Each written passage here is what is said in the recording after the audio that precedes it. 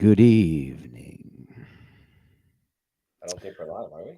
Yes, Are we we live? are. We are Yeah, live I think as we're live. of 8 seconds ago. Welcome, everybody, to episode 6 of Flippin Tin. I am Jake with Longleaf Reptilia. I am Sky, man. Yeah, I'm about to kick some kids back, mate.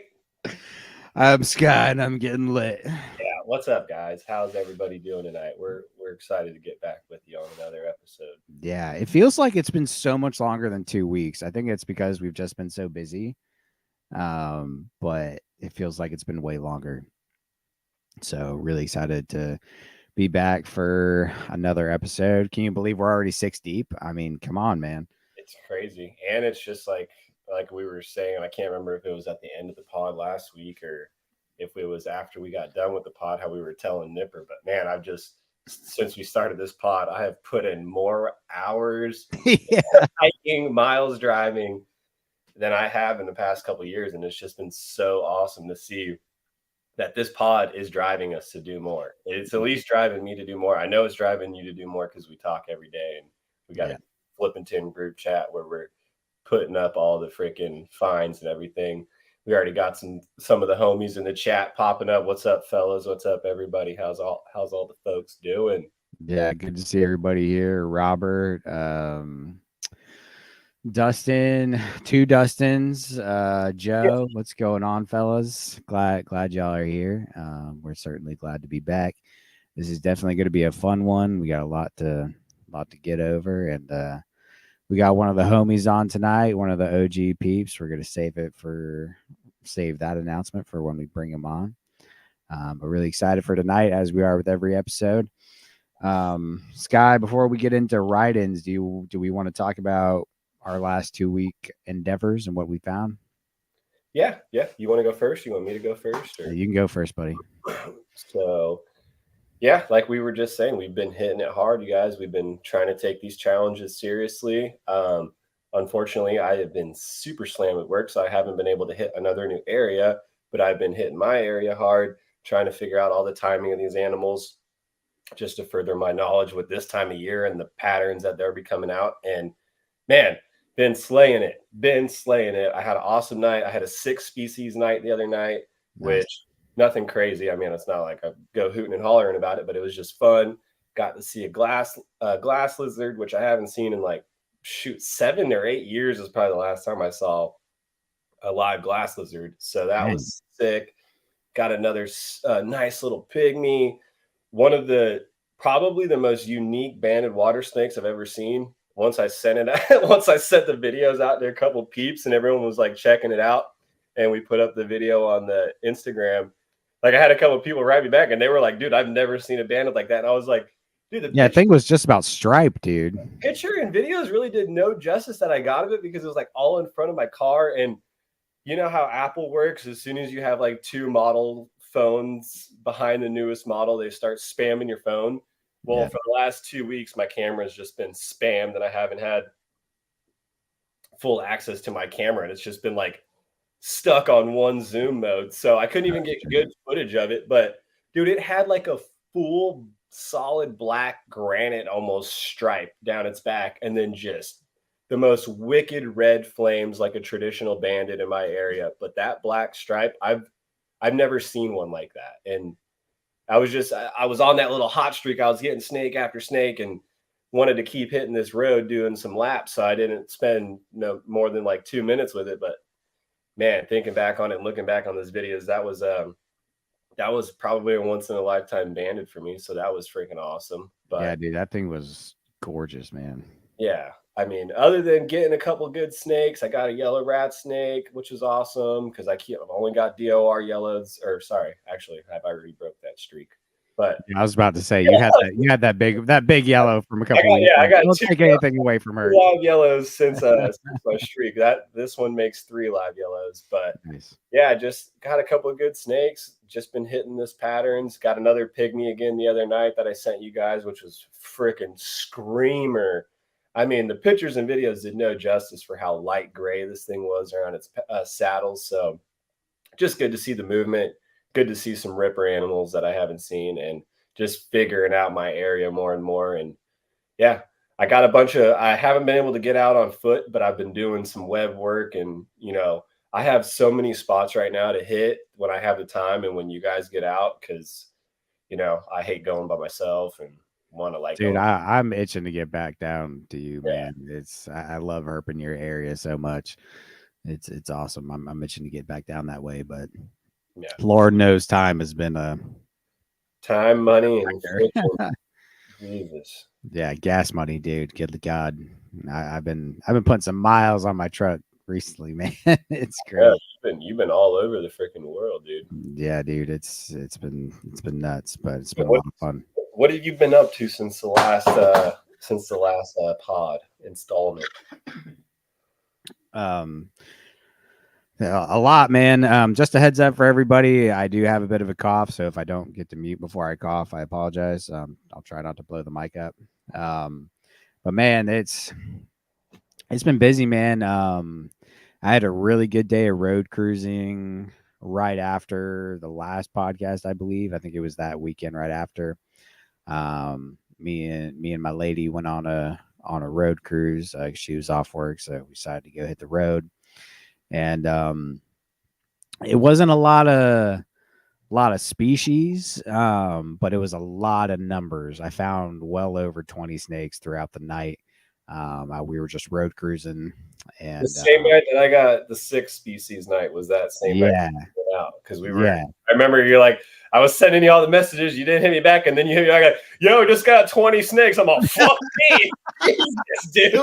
No wonder yeah. you weren't And hitting this me and back. this was on the new road, so I had been on it previously, so this wasn't new, but this was like the first good night to hit the roads that I've been out there. So I hit the new spot, and man, did it provide. I can't wait to get out there during or right after rain. This weekend would have been amazing, but last 2 days I was on a different podcast yesterday. We're recording this one tonight, so it's been hectic. It's been busy. I really wanted to get out road cruising tonight or yesterday, and just couldn't make it happen.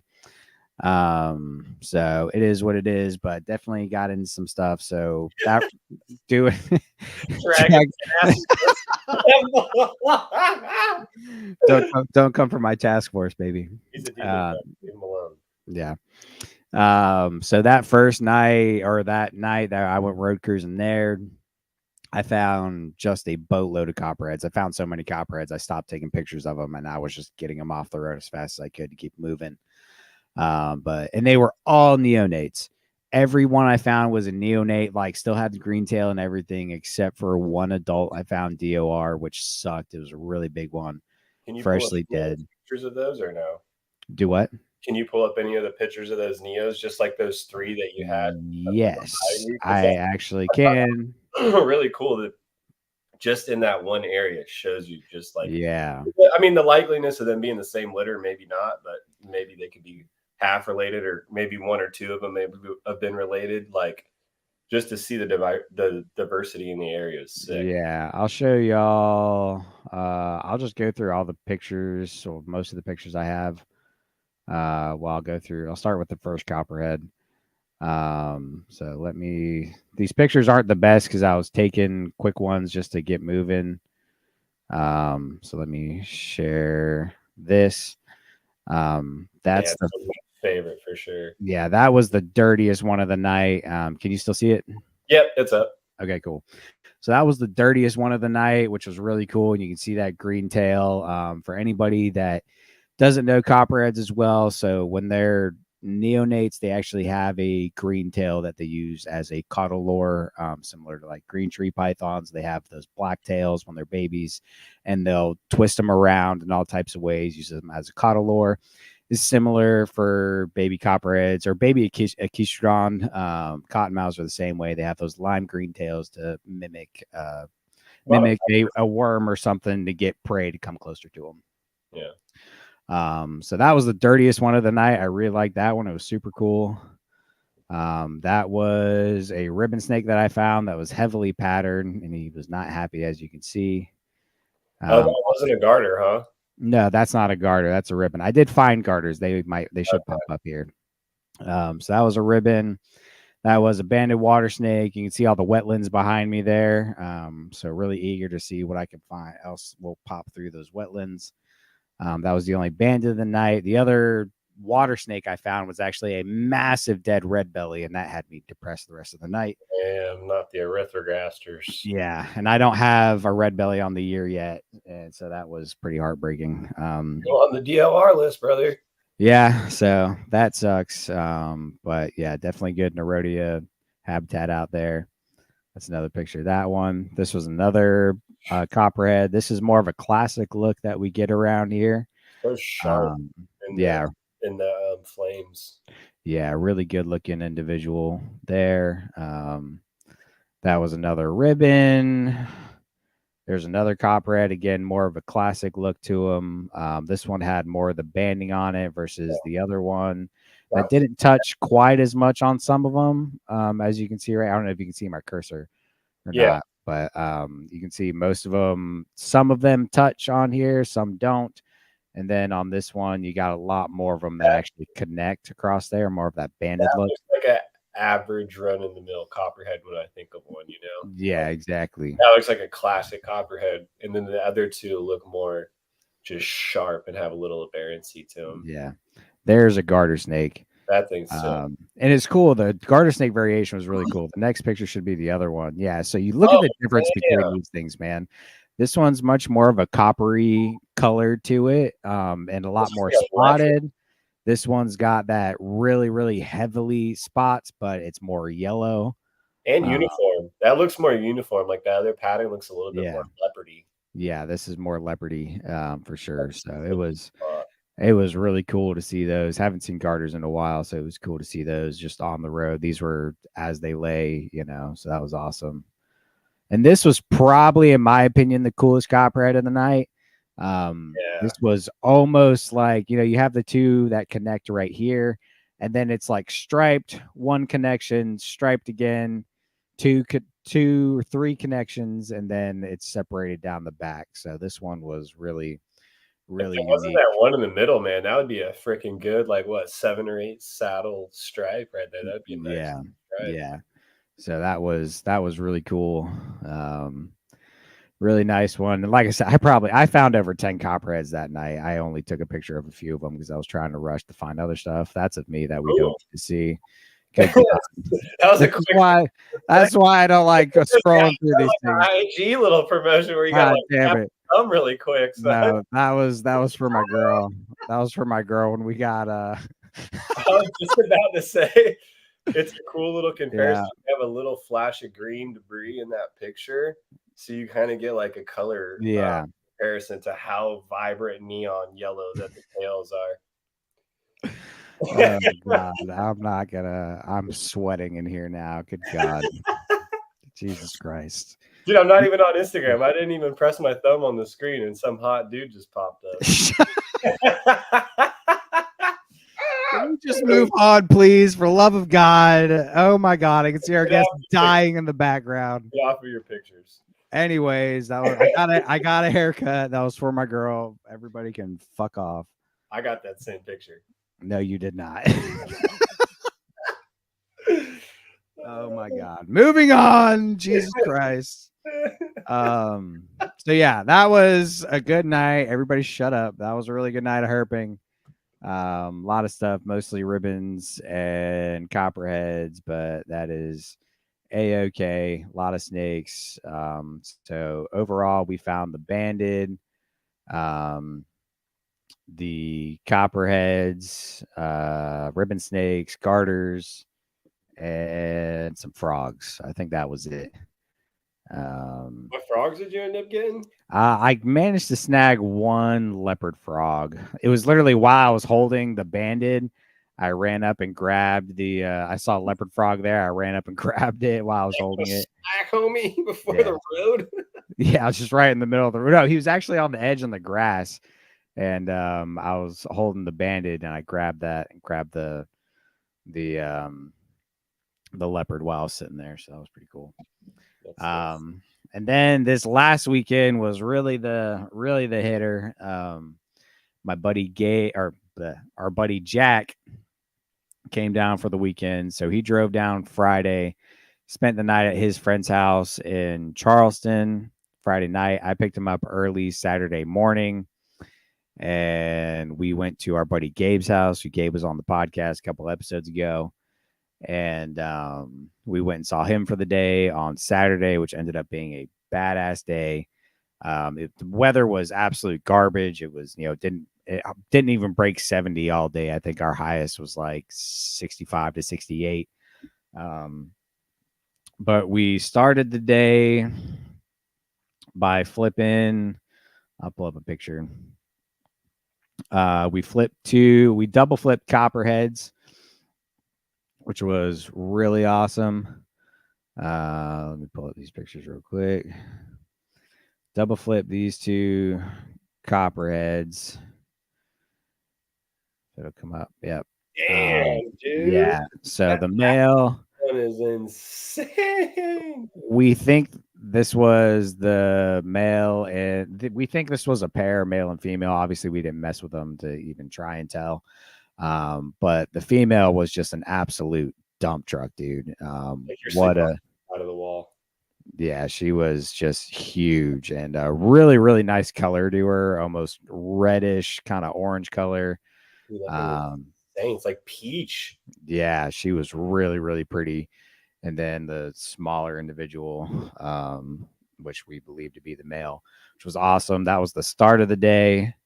Um, and then it was kind of slow the rest of the day. Didn't find a whole lot other than black racers. We definitely found, I think, 5 of those, which was cool.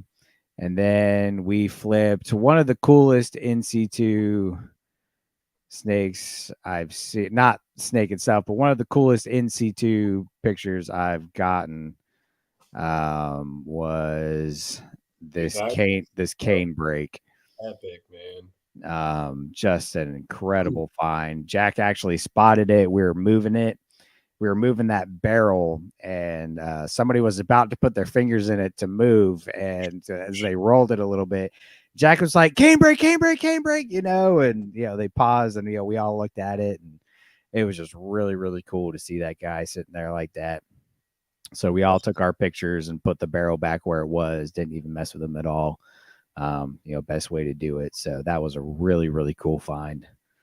Oh, that Um, was sick. really, really awesome. And then icing on the cake for the day was we managed to find not one, not two, but Ace, 3 rainbows. rainbow. That was just, oh my god, dude! It was just incredible, man. We went to a spot, and I could see our guest flipping me off right now. We went to a spot, and we Gabe told me to check one area first, and I walked right by the first one. He was like, "Dude, it's right here," which was this one. And I was like, "Oh my god!" And obviously, I was in shock that we just found the snake, but I really wanted to spot one, for myself, and so that was just incredible. So we put that guy back, and then we went to a different area, the same spot we were in. And I'm gonna remove these because there's some areas I took some pictures that gave away spots, and I don't want to do that.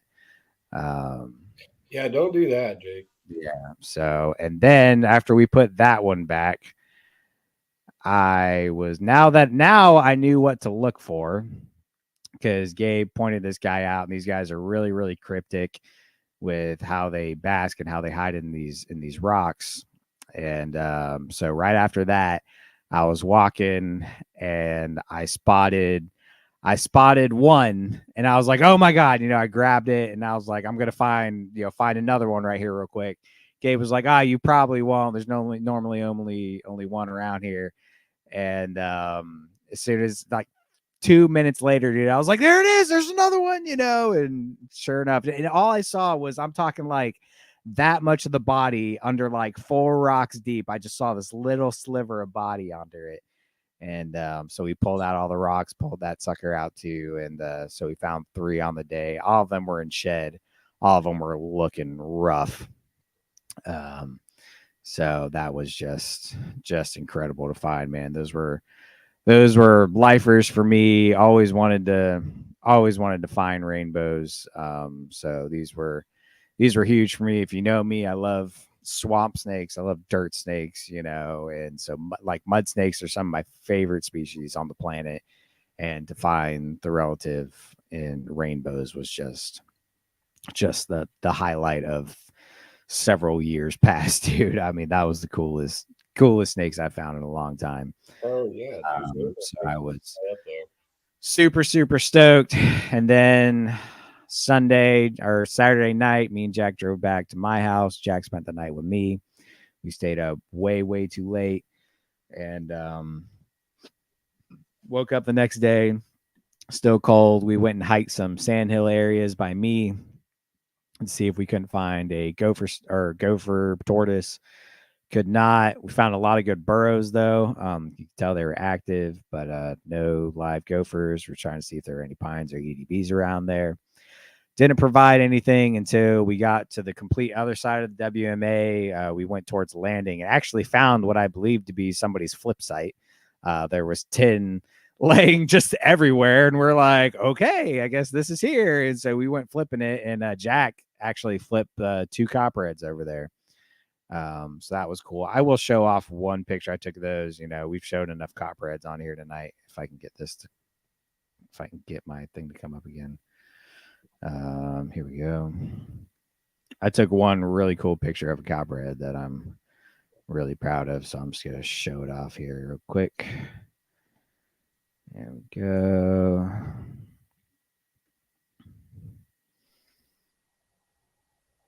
Look at that guy. So that was a little guy. I was really happy with that picture. Good old iPhones in their portrait mode. The little bit of editing on that one, and turned out really cool. So super happy with that. And that was all we found that evening. It was 6 hours worth of hiking, and all we got was two copperheads at somebody else's flip site. And so it was what it was. But either way, super happy we didn't get skunked. Then after that, we went and cruised Hunt Club area to find absolutely nothing. But other than gators, we did find one gator like just in the middle of the road, and it dove off into this like small little pool, dude. You could tell it was like kind of deep, but it was just one spot to where this dude was like come out on the road to bask, and he would dip off, every time we drove by with the truck, and we saw him twice. And then Jack saw a little Nerodia that dove off in there after he was trying to look for the gator. So Y'all didn't go and cool. get it? No, no. Soft. Yeah. Might be soft, but it's also illegal. So we don't promote that on this. What? Oh, because you're in the hunt club? You can't touch gators, dude. Not for the fucking gator, bro. For the fucking. Oh, for the Nerodia. No, I blame Jack for that. He's the one who saw it. I can't. I was like, dude, you didn't dive in after it? What are you doing? I'm not talking about the gator. Ain't that fucking. I thought you were talking about the gator. I was like, no, we didn't do that. I'm past 18, bro. I don't do that shit anymore. Yeah. But no, so we didn't grab him, but it was cool. So yeah, that was my weekend. That was just this last weekend, and ever since then, I've been playing catch up in the snake room and just getting caught up with things. So it is what it is, but it has been a very busy couple weeks. Yeah. So with that, are we ready to move on to? Yeah, let's hit these couple write-ins because we're already like 20 some in, and we'll hit those, and we got to get our fucking our secret little gremlin out of his bag. Yeah. So we'll talk about the write-ins real quick, and then we'll move on. So our first one's going to be from our buddy Jack, who we just talked about. He said, all right, new place challenge. I'm currently in central New Jersey, the Pine Barrens. I went looking in Double Trouble State Park for spotted turtles. At first, I was only finding painted turtles, but I got around a corner to this sunny patch of a heavily vegetated vernal pool where I found 6 spotted turtles. I hate to cut you off. He forgot a vital part of that story. What? which makes it even better. So he found what he thought was a spotted turtle, and he sent to the group chat, "Oh my god, lifer spotted turtle! I'm fucking stoked!" And we're all stoking him up, and we're all like, "Congrats, bro! Hell yeah!" Because Jack loves turtles. And our boy Zach was like, "Hey, bro, I'm pretty sure that's a painted turtle." And Jack was like, "Oh fuck, I don't know. I think you might be right." And then he found another one right next to it, and it had like a closer view to it. And he was like, "Okay, these are definitely painted turtles. Damn." Or whatever. And Zach's like, "Damn, bro, sorry to burst your bubble, blah, blah, blah. I don't mean to be that asshole." And then he revived himself 5 minutes later, and he actually did send in pictures of spotted turtles. Yeah. So You he, found 6 of them suckers right after that. dude, it was so epic, bro. Yeah. So he said, but I got around the corner to the sunny patch of a heavily vegetated vernal pool where I found 6 spotted turtles. In addition, I found a northern water snake, ribbon snake, and too many eastern painted turtles to count. So I'll go through some of the pictures that he sent us. For some reason, Instagram will let me show pictures when they are sent in a bulk amount. So that's one of them. That's the ribbon snake. That's some other type of turtle that I do not That's the, know. that's the painted, I'm pretty Is that sure. a painted? I'm not sure. I'm pretty sure. That's the water snake. Another spotted. Another spotted. Another spotted. Another spotted. How freaking awesome, dude. Yeah, these are sick. Those are more Those, painteds right there. those painted, yeah. Another painted. Oh man, that's too far because we got to go to our next ride-in. God, So dude. yeah, thank you very much, Jack, for the ride-in. Congrats on finding your lifer spotteds. That is awesome. Next one is our buddy Phil Wolf from the Nephorus Initiative. The Wolf. Yes, the Wolf, the one and the only, Oh, woo. the illustrious. So he wrote in and said, "Boom, had to share this here. Last minute road cruise through WMA, heavily traveled by humans, never a good snake spot. 65 degrees Fahrenheit, especially went for toads. And boom, lifer SoFlo, swamp snake, and a born again for me, lifer for Anna Maria, scarlet king snake." So that's the scarlet. Beautiful. Awesome picture, awesome find. Apparently, it sounds like he hasn't seen one for a long while, and that was a lifer for his fiance. If So you that's go awesome. back to that first pic, you can see all those awesome little flecks of red in the yellow Yeah, bands. Dude, yeah, that's a lot of flecks of red and black throughout that thing. So really, yeah, really pretty. super And nice. then that's the black swamp snake, and just incredible. I'm hoping to cross off black swamps in South Carolina here in the next couple weeks. Nice. So We'll that is, definitely cross them off in SoFlo this year too. yeah, I'm open. So that is awesome. The next write in doesn't have any pictures, but we're going to go through it anyways. This is from, I believe it's Elim or Elim. I didn't know. He is like Chris on Instagram. He wrote into us. He said, "I'm catching you up for that episode 4 Hope a New Place Challenge. I was vacationing in Colorado.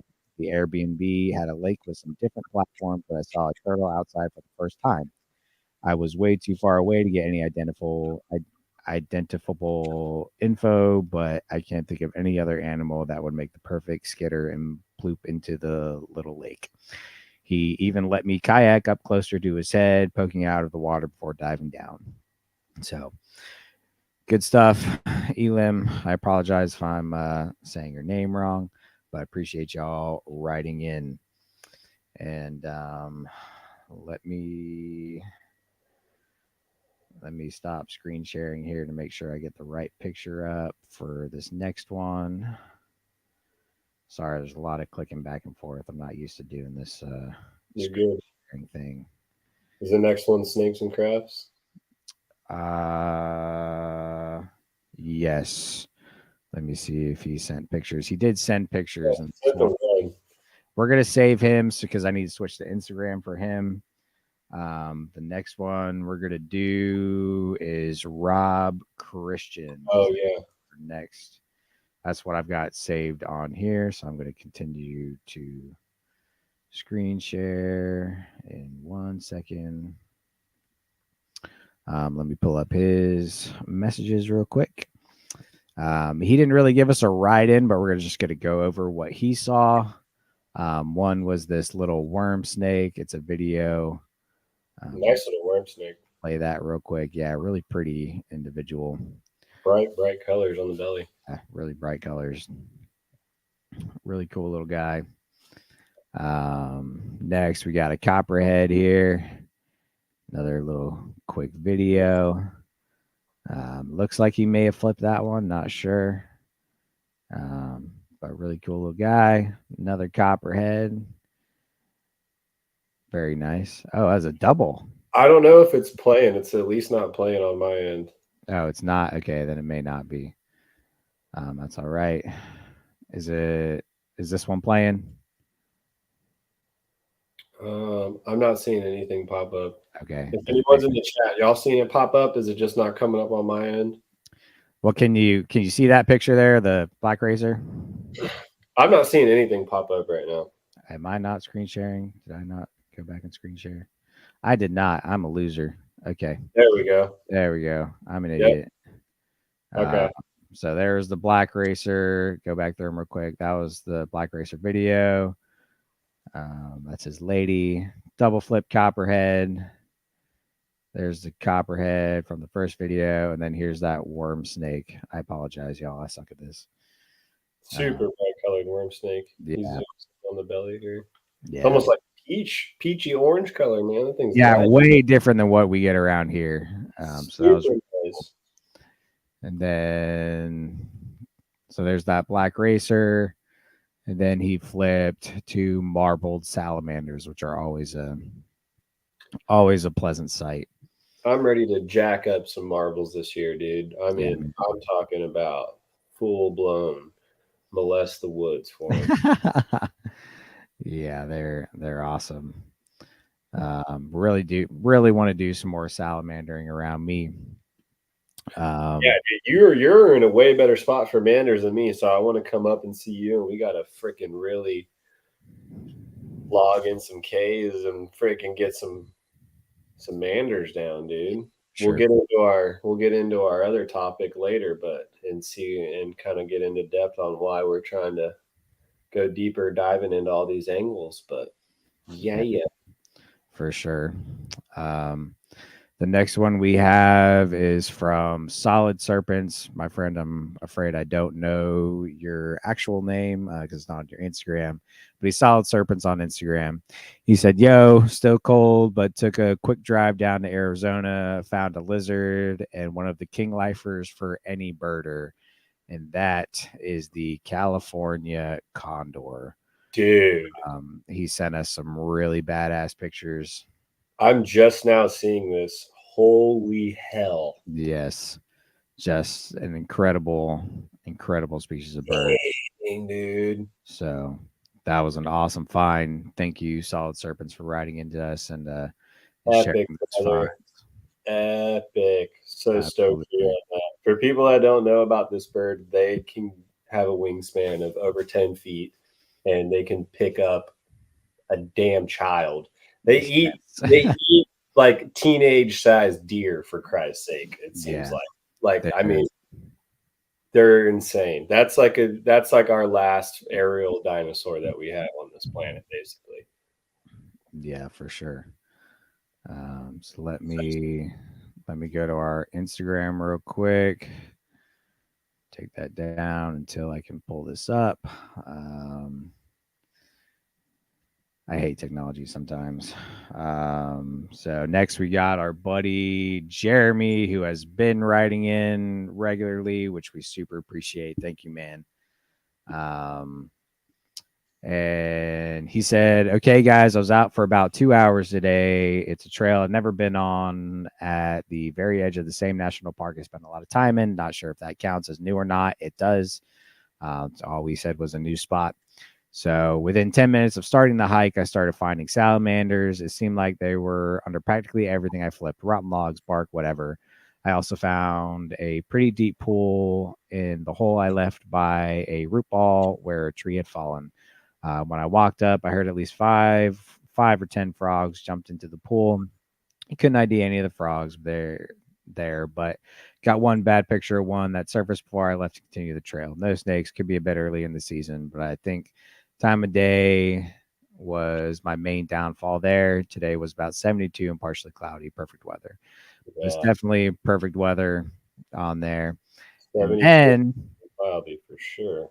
and I asked him if he knew what kind of salamanders he had. He said that he believes they were all redback salamanders. And then he sent us this picture of what I believe Yes. is a red spotted newt, I Yep. think is what it is. And just Yes. look at that guy. So awesome. Oh my God.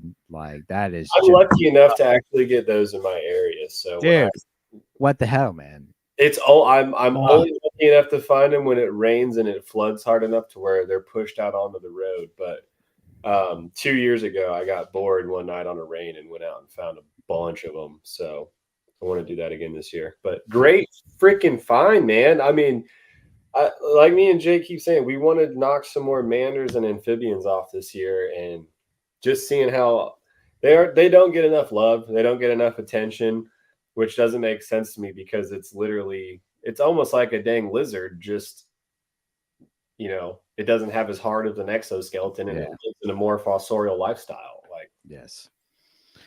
I'm all for him. And our buddy who wrote in earlier, it is Elim. Thank you for the clarification on your name, my friend. Again, Lycanthropus on Instagram. So cool. Oh, nice. Heck yes, man.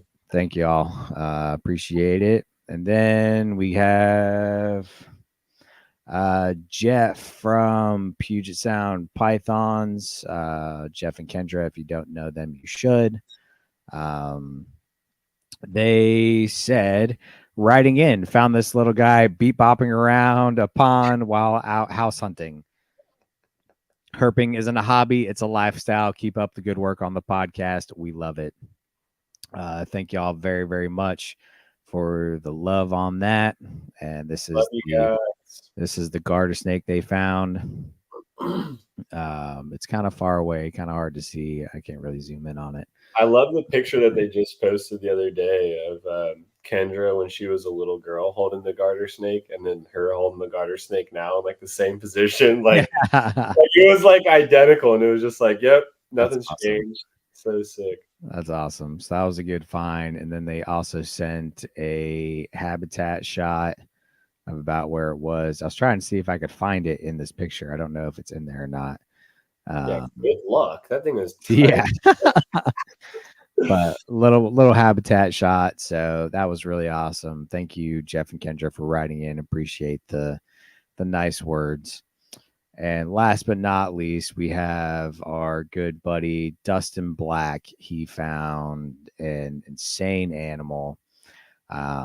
He said Eastern king snake found in Callaway County, Kentucky, under an old home place's well house. It was a very geriatric snake and the largest Eastern king I've seen by easily over a foot. And we're gonna show that guy off real quick. Look at For that guy. reference, Dustin is no small man. No, that's a And him he is holding that snake over his head like that should give you reference to how large that thing is. It's that's what I'm solid for. 5.5. Yeah. That's a big snake and for sure. And being able to find a snake that old and that big is always a treasure. So Yeah, that's a treat and a blessing every time you can find an old big one like that, man. yeah, for sure. Super So for him on that find. yeah, man. So thank you, Dustin, for writing in and telling us about that. That is just absolutely fantastic. Anytime I find a king snake is a damn good day. See, he Uh, just clarified he's actually really small. He's only 6 foot 380. yeah, only. Meanwhile, I'm over here sitting at like 5'9", 5'10" on a good day, and yeah, that's a I'll stretch you out, buddy. Don't worry. I appreciate it. Appreciate it. Well, with all that out of the way, we apologize. It took us 40 minutes to get here, but we had some good content to show everybody. So glad we got that in. Thank you everybody that wrote in. Please keep it coming, even if you don't follow up with the challenge. Just please write in anytime you find something cool. And Yeah, we love to share any cool finds. so thank y'all so much for writing into us. With that out of the way, Send them in. we are going to get our guest on for the night. He is a very good friend of ours. We've known him for years. He's been on other THN episodes, and we just had a herp trip with him, and his name is Sir Harry Claiborne. He's got a hairy Claiborne. Hello, gentlemen. What's up, brother? How you doing, man? How you doing? Asahara. I saw it. Good. What's up, man? Ripping a tinny on Flippin Tin, mate. What are you doing? Fuck yeah, bud. We're about to fucking toss a real yarn back and he ain't got a tin. Oh, there he is. Dude, I've got like my Irish handcuffs on over here. I've got beer and scotch, and I didn't have it in me to put liquor in one of Smitty's Crotalus tins yet, but it's coming.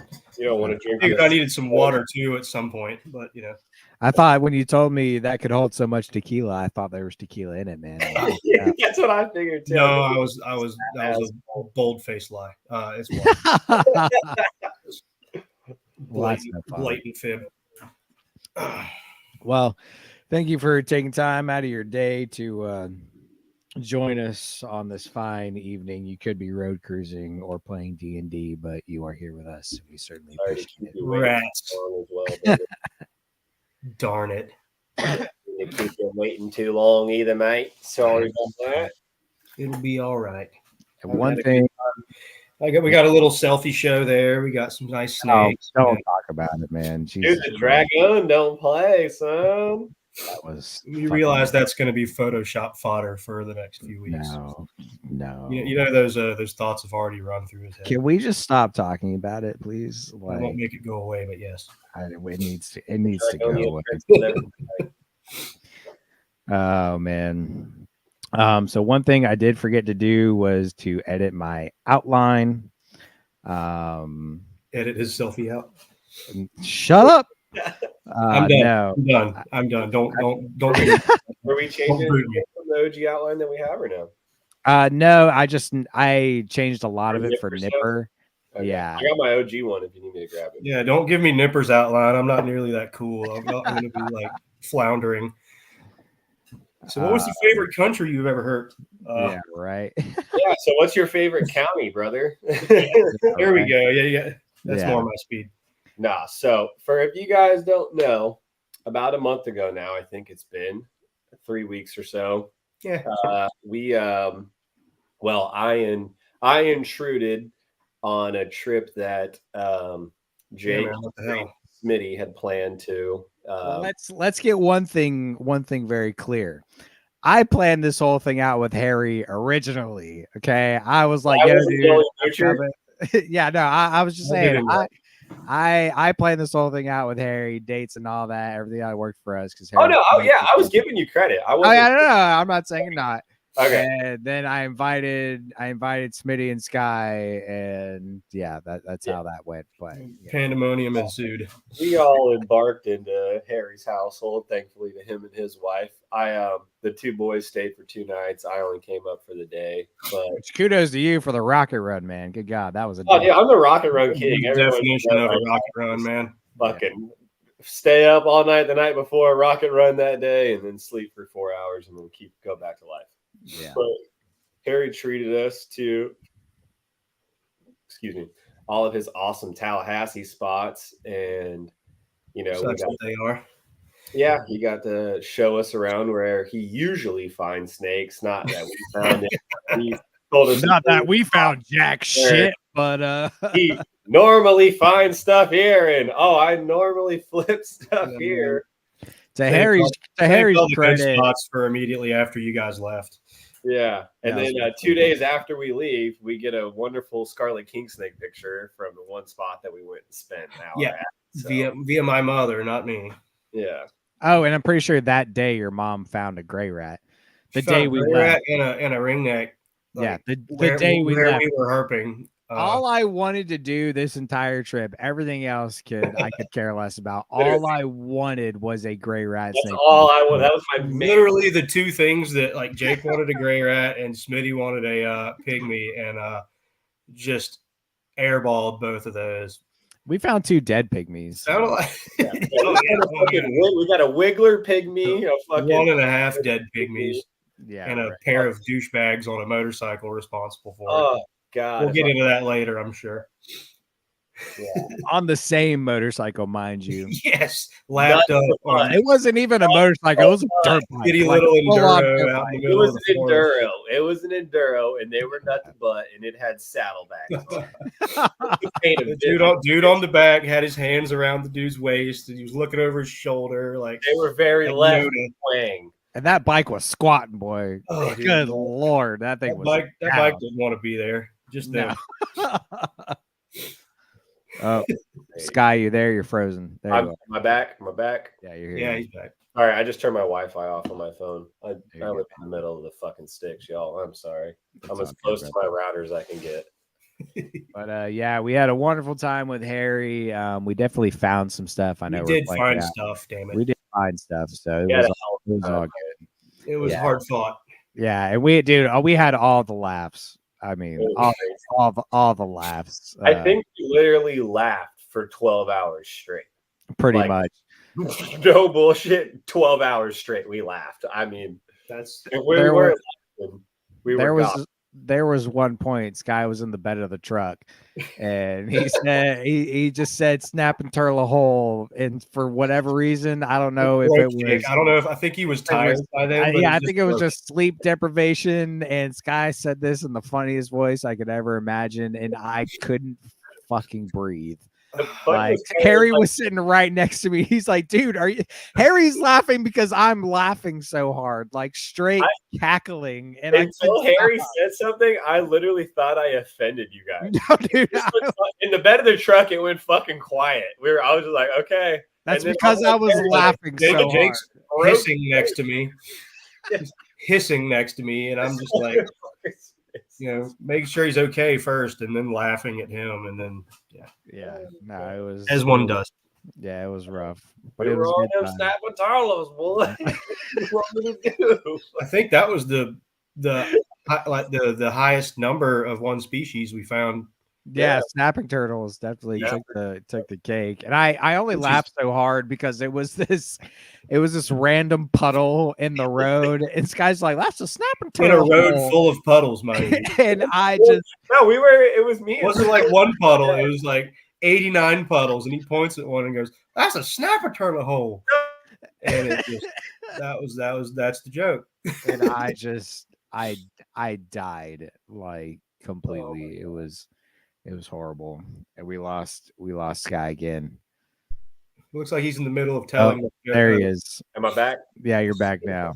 Okay, so we're hitting pothole after pothole, and they're pretty shallow. And then all of a sudden, Harry hits one 4 foot deep, and he's like, "Boom, boom!" He goes, "Sorry, boys," and I'm all, "That's a snapper turtle hole," and fucking done. Jake. Oh no.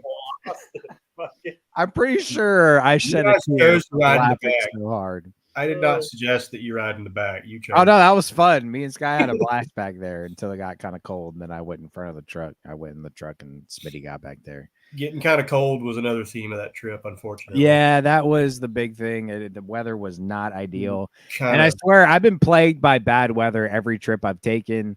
My first trip to Gabe, it broke 70 a little bit, but it was really cloudy. It was not sunny.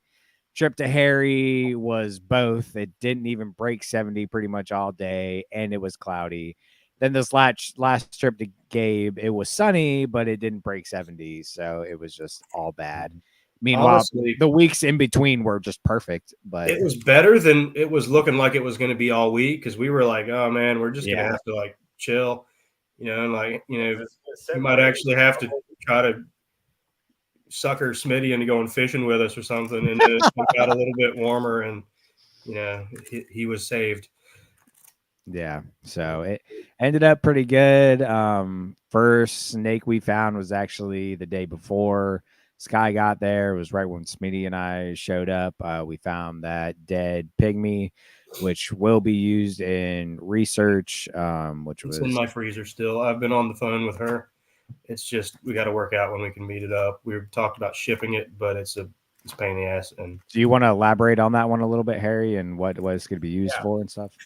yes, we're hoping not, but it kind of has a few of the signs of the those invasive penstomes that are running rampant in South Florida and really, really decimating pygmies. And just from pictures of deceased pygmies I've seen, mainly from Jenna, I forget, I can never pronounce her last name right, but she's a biologist doing the Lord's work on those things down more in South Florida than up here. But yeah, I've been following her for a while, and I guess Smitty had too, and we kind of both had the same idea. And he messaged her and got on the horn with her about that. So eventually, it's going to be translocated from my freezer to her possession one way or another, and we'll get some answers. And Yeah.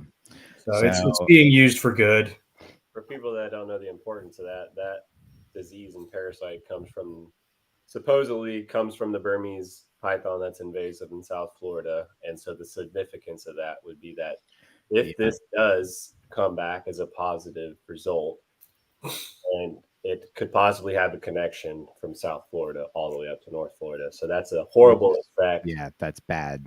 And we're not saying it does, but it's worth checking out. It's worth checking out, but even if it is still not saying that it is 100% correlated to the Burmese python. No, that either. Yeah, I don't know enough about that to really have between the infected population and Smitty put her last name in the chat as well. I'm a dumb redneck and I can't pronounce things, so that's Paul Masano, I believe. Paul Masano. Yeah, that looks that was. I probably could have done that if I'd have committed. Sorry. For people that are misinformed, though, it is blown way out of proportion on the actual range of the Burmese python. It is nowhere near north in Florida as it is portrayed. So the fact of this snake possibly being infected by this disease 100% needs to be further investigated, because I don't see how an infected population at the tip of South Florida could affect a population of snakes all the way in the panhandle of Florida when there's not a correlating population of the invasive species to connect the disease, nor there is a connecting species of pygmy rattlesnakes from the tip of Florida to the panhandle of Florida. Yes, but for that disease to transfer from South Florida all the way to North Florida, I don't understand how that would really transfer, because they're not breeding a South Florida animal to a North Florida panhandle animal.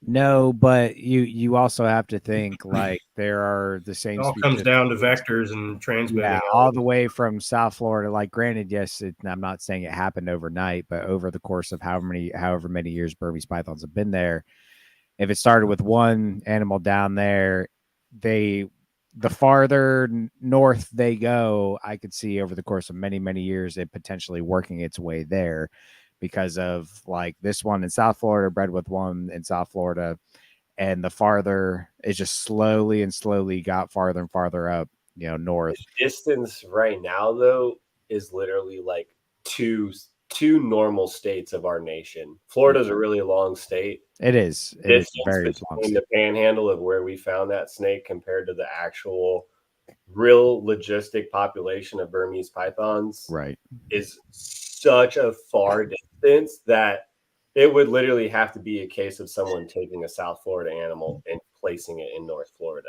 which isn't out of the realm of possibility. Out of the realm, but there's no telemetry that says a pygmy has ever traveled the state length of Florida. So to say that it was directly transferred is pretty crazy, but it's dirty equipment. Saying this all needs a pair of boots. Positive result. This needs to be way looked into, because how is this transferring from one end of the state to the other if the populations aren't connected? there's got to be a vector in between connecting them. And at that point, we really need to start watching out with, what we're touching, what we're catching, any sort of cross contamination. And Justin in the chat says some has an imported animal, cleans out bedding and dumps it, and gets picked up by anoles and frogs. Snakes eats, repeat. So that's a good point, because some people have kept South Florida Burmese pythons. That's a locality I've literally seen on Morph Market. And so if as silly as it sounds, that is a thing that people have. I said. fucking know people who have I don't know if they've transported them, but they've definitely gotten them out of they've caught the Everglades animals and kept them. 100% Everglades berms out of the state in captivity. Smitty says in the chat that anoles are a documented vector of it, which they love to hitch rides on plants. So they do, and people also love to catch anoles at shows and sell them to cities. And they're also candy for virtually any snake that size. Exactly. So you see, that just goes to show. Like I'm 100% not educated deeply on the manor. I know of it. I know what it's doing to the population in South Florida. We found multiple snakes that were Burmese pythons being affected by it while I was down there volunteering. So I saw the direct effect on the populations down there. The fact that you guys found a pygmy that's possibly affected by it in North Florida blows my fucking mind a little bit. Yeah. So we're not. We don't know, and we're hoping not. But Justin said pygmies also hitchhiking agriculture all the time. So you never know. We're gonna hope overall though. We're gonna hope for the best and hope that isn't the case, and this isn't a problem in Northern Florida, at least at the moment. But to be safe, we bring up a good point though with that. I'm definitely hoping not, because although you guys probably couldn't tell it because it was a little lax that weekend, that's one of my favorite pygmy spots. So that's that second one we got was fucking insane, dude. Oh my god, mother of hell. I mean, that was one of the better light colored duskies that I've seen for sure. Dude, and we get, the phenotypic variation of those things. I mean, anywhere though. I mean, you can find them looking like whatever you want anywhere, I think. Yeah. I'm convinced that you can, go to any place that has pygmies and find the whole gambit. There's some things that you find more often than others, but I mean, they're just highly variable. I mean, somebody with more experience maybe. I'm more fond of the kind of like that one baby Alterna we were all gawking at that you were holding. That's like really, really gray with, subtle blacks. There's some pygmies out here that you get that are so slate gray with the smallest, saddles and not a lot of black flecking or, specking throughout the body. Those are my favorite. Some of my favorite with the brightest orange stripe. And they almost look blue. Yeah. It's like, oh my God. Those are my favorite by far. I found a couple near there that are just like that really crazy slate blue color. Those are always my favorite. Oh yeah. But moving on from that, overall on the trip, so there's at one point Harry and Justin dropped me and Sky off in the road, and me and Sky were walking these really deep ditches along the road. This was in the ANF, or Apalachicola National Forest. And me and Sky were walking the roads. I was on one side, he was on the other. Sky found a cottonmouth. That was pretty much the first live snake of the trip. It was. We found that racer out of that tin pile at my mom's. Yeah, that's true too. We did, and I was like, okay, well, that's something. At least these guys can't say. Yeah, we got the racer. What, 3 snake sheds? 3 fresh snake racer, and that tin pile. I was like, oh, we're gonna get racers and rats in this one tin pile and be off to a great start. We found all of those rat snake sheds and 1 racer. So, dude, I was peeing on myself ready for a gray rat, dude. I was like, this is gonna be it. Every flip I was like, here it is, it's gonna be here. Nope. Yeah. And that was my freaking biggest target. That's my last.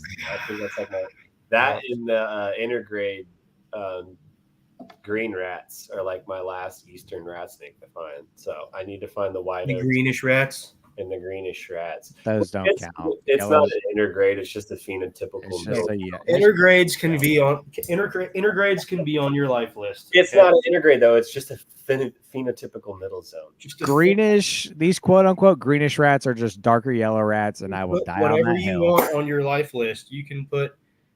Ganderson building, by the way. We were just talking What? about y'all a minute ago. Yeah, Jeff, we just showed your ribbon snake that y'all found, or the garter, yeah. So definitely check that back. But yeah, we found the black racer first under 10. Then we found the cottonmouth, and some guy basically threatened A redneck shoot it right in front of us. I had to fucking walk away from that situation. I was like, I said something 3 times in my head. The 4th time it's coming out of my mouth. We're sitting there admiring the first snake from a really long, like hard fought herping trip, and Boomhauer pulls up and starts talking about killing it, and I had to walk up to him and start speaking fluent Mountain Dew to him while they all let this thing go. And let me tell you what, I talked to that guy for like 30 minutes, and only about 3 sentences were about snakes. I literally found a new hunting spot out of that, and I figured out like the top 3 best ways to delete the fuel injection off my 97 Chevy. There you go. Like, well, you have a good day, buddy. And he drove off. And I was like, I'm not gonna lie. That was like 30 minutes later, dude. Like, I just for so long. I walked. You guys all walked like a mile up the road, and I was like, good, go do things. I'm gonna. Yeah, I was mad and happy. I was like, I'm gonna jump on this grenade real quick and let them get away. With my fucking mood, this shit could have went so fucking south. Because if you would have had my back by the fucking slightest, you would have seen full pop off Skylar. Because I was like, bro, why are you pulling up on us? We're not touching you. We're not talking to you. You're fucking showing us your fucking gun. You're fucking telling us you're going to fucking kill the fucking thing. We're all fucking like, bro, just leave us the fuck alone.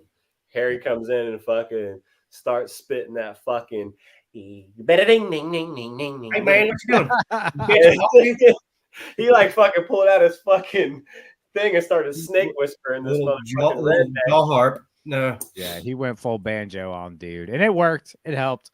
And I noticed Harry said something. He was like, "Yeah, I think we're gonna let this one escape with its skin." And I'm like, "Okay, Harry." I'm like, Harry, we're not gonna kill it. Hey. Sometimes you gotta. No. You played your cards right. Dude, I was like, I'm not in my territory. If I pop off on this guy, we're gonna end up getting butt fucked and tied to a tree. So let me walk away. Let me let Harry handle his shit. Fuck him. Oh God. And then I'm not proud of it because at one point I was literally like, "Hey, thanks for being so cool about that. It's a big deal from them. They're not from here." Yeah, I was like, I heard like, all right, cool. And I was like, dude, I find cottonmouths on the regular. What do you mean? I'm like, bitch, I'm not from New Jersey. I'm from fucking Florida. He didn't know that. No, we still fuck our cousins down here, Harry. You're the only one. All right. Oh well. Christ. Well, he was safe. He wasn't mine. But yeah, so that was an interesting encounter. And then after that, I believe we found the corn snake before the other. Found a shitload of snapper turtles. Yeah. Also found a box turtle. You guys did at one point during all that. Yeah, I found a box turtle in a puddle in the middle of a burn, which was wild. And then then Sky found the snapping turtle before. Smitty found a snapping turtle, and then he found that he was looking for scorpions, and he found the hen's eye, which I've only ever found the gracilis there. So that was neat. Yeah, that was. I didn't realize we had those. I know jack shit about scorpions, so now I know a little bit more than jack shit. Yep. But then we road cruised that corn snake, which was super sick. Old One Eye, he was pretty fucked up. Old Uncle Ruckus coming across the road there, man. Yeah, he wasn't quitting. He was still trying. That one had fight in him. Y'all was talking about that shit. He had fight in him. He's like, man, y'all making me late for dinner. Y'all let that me down. Motherfucker went back in his hole. That's right. Did you get a picture? Did you get a video of him going in the hole? Yeah. Okay. I'm standing in the bed of Harry's truck, and we watched it, do his thing. Jake did his release video, and we all got back in the truck, and recorded him because he was poking around. So we were like, hold on, let's watch him for a second. He was poking around at the base of this burnt palm frond, and he found his little hole. And you think that was his hole, or you think it was a hole? I think it was a hole. I say his hole. He found philosophical debate, if ever there was one. But yeah, but I mean, the fucker went right down it, so there was a hole there. I mean, it's not like he was just poking around. He ended up going all the way down. So. I do think it was a hole he used because, like, we always, anybody when you're out herping, especially road cruising, you always want to release the snake on the side of the road that it was going towards. So if it's facing one side, you always want to release if it over will there. cooperate. Yes, because that's where it was heading. So I released him on the side of the road that he was facing, and as soon as we let him go, that's when we watched him go into that hole. So I do believe, I'm not gonna say it was his hole, but I do believe it was a hole that he has used before. That he knew. Yeah. I want to agree with. I want to put more weight onto that opinion because just off of how much more I've been out herping and seen the same animals in the same area. So I might not say that might be his, his for sure hole, but like it's not his go-to, but it's one of his go-to. He's probably used the fucker before because I mean, Jake let him go probably 7 or 8 feet to the right of that area, and he went right for it. And then went into that hole. So it's like he could have beeline straight into the woods, but the motherfucker. That's fascinating. And it's amazing, especially considering that was a pretty recent burn that he just went right back to it. Because that's got to change the scent profile of that place. 100%. I mean, we were in some of those spots, we were within a week. I mean, some of the shit was still on fire and smoke. Dude, like I went out there again, like, because I had a chip on my shoulder because we didn't really do quite as well as I wanted. So I've been hitting that same area like a motherfucker the past like couple weeks. Every chance I get, really. And yeah, dude, I've like walked up on other fresh burns and stuff. They're just torching that place. Yeah, I want to get back out there with you and run that gamut again because that spot is freaking hot. It's about to start heating up, being good. I think I'm gonna make another rocket run up to you before you have your baby, man. I'll have to line some shit up with you. I'll send you some nudes. We'll line some shit up. It's how we communicate. That's how we communicate, old son. Yeah. And then right after the corn selfies, he hasn't graduated. Oh, shut up! Jesus Christ! And just another yarn back, Jake. Throw a nude up on the screen, man. Yeah, you're lucky it wasn't one of those. It would have been. The funny thing was, we were 3 pictures in deep, and in my head, I was like, "Watch this bitch throw a nude up on the screen," and then you threw a fucking mirror selfie up. I was like, "Oh, we're almost there."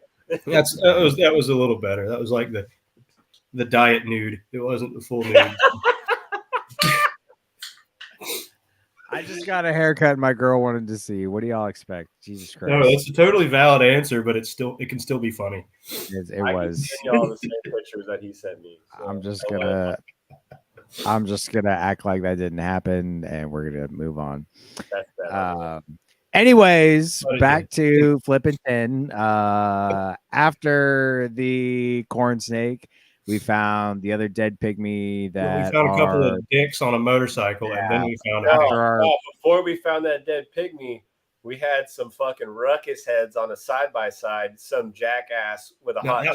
That was after the dickheads, and then after the pygmy because we did a loop and we came back down that same road, and then it was then all those people. Okay. We found those chicks in the Jeep, and then we found all those dicks on the side by side.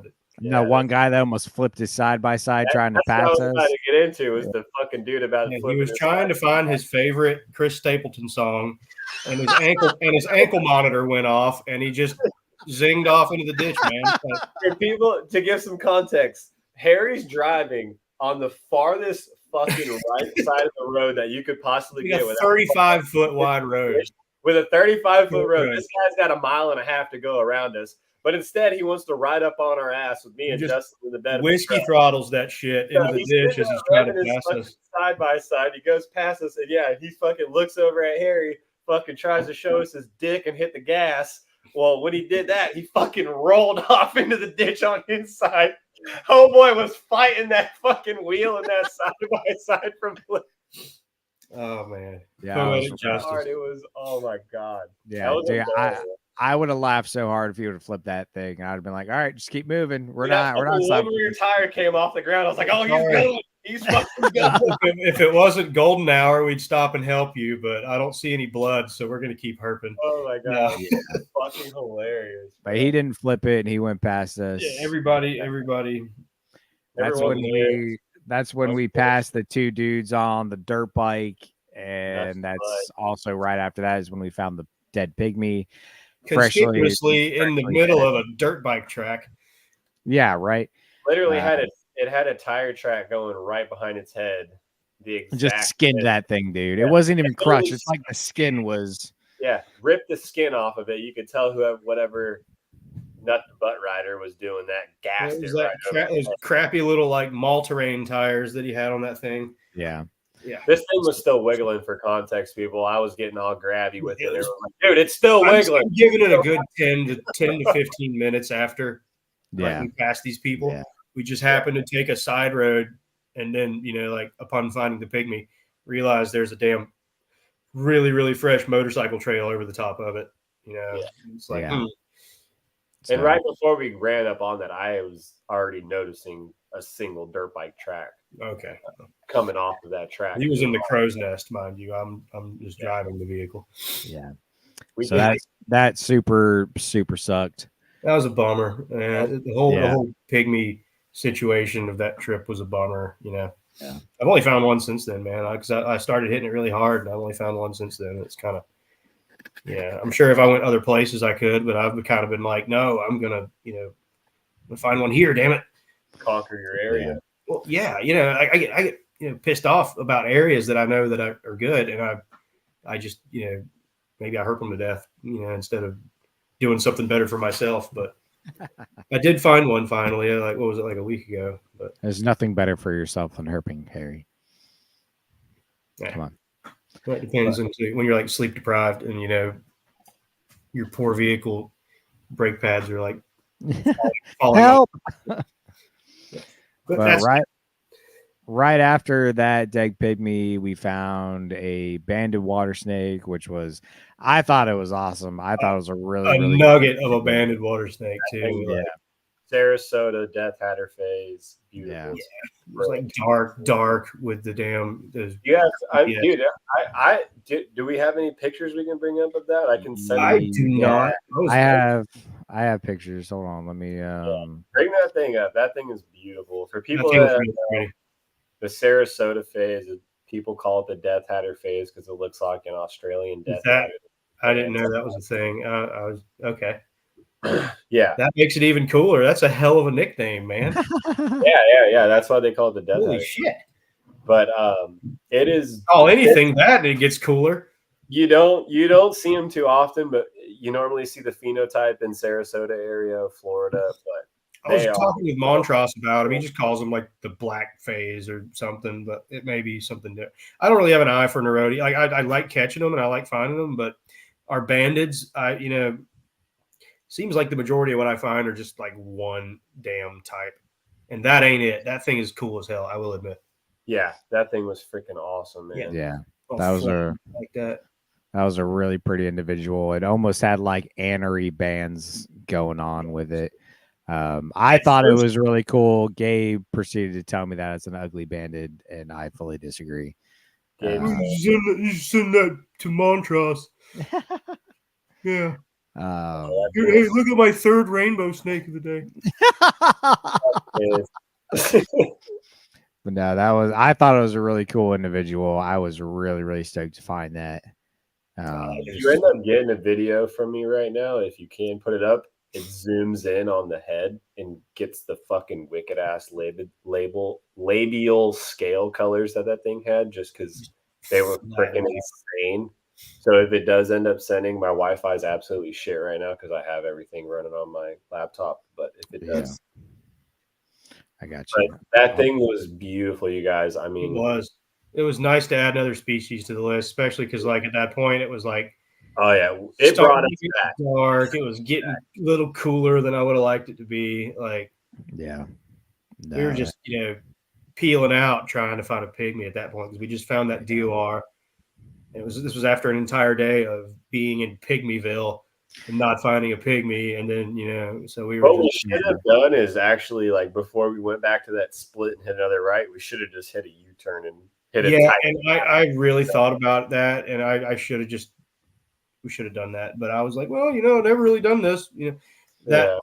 it's you. I mean, there's infinite possibility. That place is a damn maze, and I happen to know my way around part of it. Okay, and it's you never really know what to do. Sometimes, you're like, oh, I mean, well, this is a road I've found stuff on, but this is a road that looks cool, and it's just Yeah. you can really drive yourself nuts. And then It's just like when Preston comes down and we try to hit all the WMA around my house. It's like I tell Jake all the time. It's like you're in such a good area. The habitat's so thick and it's so good that it's not even about where you're at. Where you're at is great, no matter where you're at in the area, because it's all fucking prime. It's all you're about just trying to hit the lotto numbers right. Yeah, it's not at that point. It's not even about where you're at. You're in the right spot. Now you need to be at the right spot at the right time when that snake is crossing, or you need to get on foot and start really picking through micro habitat like a G, because that's really what it's come down to. When it comes to that, I'm of the belief that covering large amounts of ground quickly, I think I do better than like going this spot and getting out and turning every leaf. And that's just what seems to work for me out there better. It may be just because that's what I do more. Yeah, I 100% agree, because the area we were in, for people don't know, oh, here's that video really quick, but it's super thick WMA, just palmettos and pines. I'm sorry for whatever you may hear come out of my mouth in the background. It was just so beautiful. Not represent who I am as a person. Oh yeah. Yeah, that was definitely an awesome find. When we're in those areas like that, it's like the road is your clearest vantage point and your most open spot, because as far as like pattern recognition and stuff like that goes, like you can, when you're out there trying to bushwhack through that stuff, you have a trail, a human wide trail that you're not only trying to just walk on, but it's usually not cleared like a road. And, you're not going to see everything that you'd normally see. And it's a lot less vantage point for you to see it. So your road in places like that, dude, I'm with you all day. Road cruising. When you do as much herping by yourself as I do, that road is your best chance of not missing something. I feel like if you're just like striking down a trail, or something, it's, unless you're moving at an absolute snail's pace, it's very hard to not just walk right. I guarantee you I've walked by every single lifer in this area that I could ever imagine 100 times, just and like found like taking pictures of like cool bugs in the process, just because I didn't see them, but like on the road it's kind of hard on that white like sugar sand road, kind of hard to hide from old blind Harry. Exactly. Even that guy that pulled over and stopped for me and Jake, he was like telling us the same thing. He's like, you road cruise this night every night, you hit 6 laps, you're gonna find something, like, I mean, it's all. I hit about three the other night for that 2 or 3, just all the way from the paved road to that bridge on that road that we spent all that time on, just boom, boom, boom. And I found that pygmy. That was all I found. And I was like, well, at least I did the thing that I couldn't do the other day. Then I went back last night, wasn't it? Yeah. Yeah. Hit 3 species on 2 laps. And moccasin, garter, water snake, right? Huh? You got dope ass garter snake, yeah, and then that moccasin and that what I would consider to be a far more typical looking Nerodia out there, that like kind of browny orange and black banded thing. Yeah, that thing was nice still though. Yeah, that seems to be what I find the most of. That's like the more, honestly, from like the Tri-County area around here that I herp, that seems to be what I find that how they look. And then so anything cool like what we found Nerodia wise, I'm like, oh wow, yeah, that's different. That makes me like Nerodia a little more. I might haul off in the bushes. Nerodia are the tits, man. I know. I may not lay out for them quite like you do, but I do appreciate them. I'll take a header right into the swamp for a good one, man. Got to, man. Sometimes you got to do it. Yeah. Show yourself you still can. Sky, that's a really pretty chair you have in the background there. Is that a child's beach chair? Yeah, I think that's what it looks like. I don't know, but it's awfully cute. But yeah, I think that was the last snake of the evening, wasn't it? Yep. And then we went home and ate cookies. Yeah, 8 cookies, had some good. Watch MXC, or no, what's the new the 100, the Korean athlete show where they're all like doing. That was a good show. I'm not gonna lie. Yeah. The translations probably could have been finding frogs, but whatever, beers were had, and that's fun. Beers were had, cigars were smoked. We had a good time. Amen. So it was all good. But I guess the with next that, morning before you guys left, y'all went out to that place. Yeah, and that's where that same management area that we went to previously, the other side of that river, actually found that gopher. Sorry, I didn't mean to. Nice. No, that was where actually Smitty saw his first, I believe it was his first gopher tortoise over there. We saw a couple of them poking out of the holes, and then he actually got to get kind of close to one and take a video of it while it was in its while it was out of its burrow. They're quick little bastards. They're way faster than you think they are. They are. They'll make you feel stupid. Let's talk about it. About feeling stupid. That's what my fucking kind of how I go through life, man. That's what my chair says. It says, "Let's talk about it." Oh, let's talk about it. Nice. It's a wonderful chair. Well, moving on to the actual interview portion of this. Harry, with you, as everybody knows, if you listen to this, we don't really do the whole how'd you get into snakes. Oh, I like dinosaurs a whole bunch as a kid. We don't give a fuck what Shit. you did as a kid. Yeah. Shit. Oh, never mind. Sorry. Go ahead. So on this, instead of that, we like to ask what came first, field herping or captive keeping for you? Field herping, because I grew up a little shirtless, barefoot woods bumpkin out in the middle of the nowhere. Trail Billy. Around flipping logs and killing squirrels with my BB gun and just being a total nuisance. And yeah, it kind of just came naturally. I started flipping logs, finding badass little slimy salamanders, which I can still find out there to make me happy. I found my first Carolina slimy salamanders this year, dude. So those are cool. Finding y'all were talking about it before I was on, and I was probably like waving my hands in the background because like I've been for years meaning to really like hit salamanders hard. It's just such a shift, from like the very. It's a lot different type of herping that I do, and I've been wanting to like crazy. Yeah. But anyway, yeah, I grew up doing that. My dad had boas, so eventually the captive keeping came into place. But I knew you could keep stuff, but definitely like just from being a little toddler running around finding lizards on sticks and stuff like that, it's not much has changed on that front. But do you remember the first snake you ever caught? Probably there was an old I'd been handed stuff that was caught in my proximity. Like my dad brought in a corn snake he found in the yard and handed it to me, and of course the first thing it did was bite me in the chin. Damn it. A lot of firsts right there. Yeah.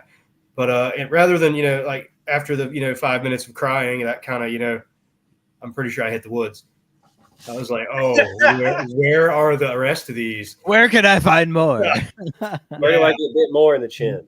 Because of that, I was out in in the woods. I grew up luckily on a pretty heavily wooded property with a creek bottom, which was nice. And so I was down there flipping slimy salamanders and lots of ringnecks. So probably I'm going to say ringnecks. I remember there was an old rug down there when I was a kid, an old green rug.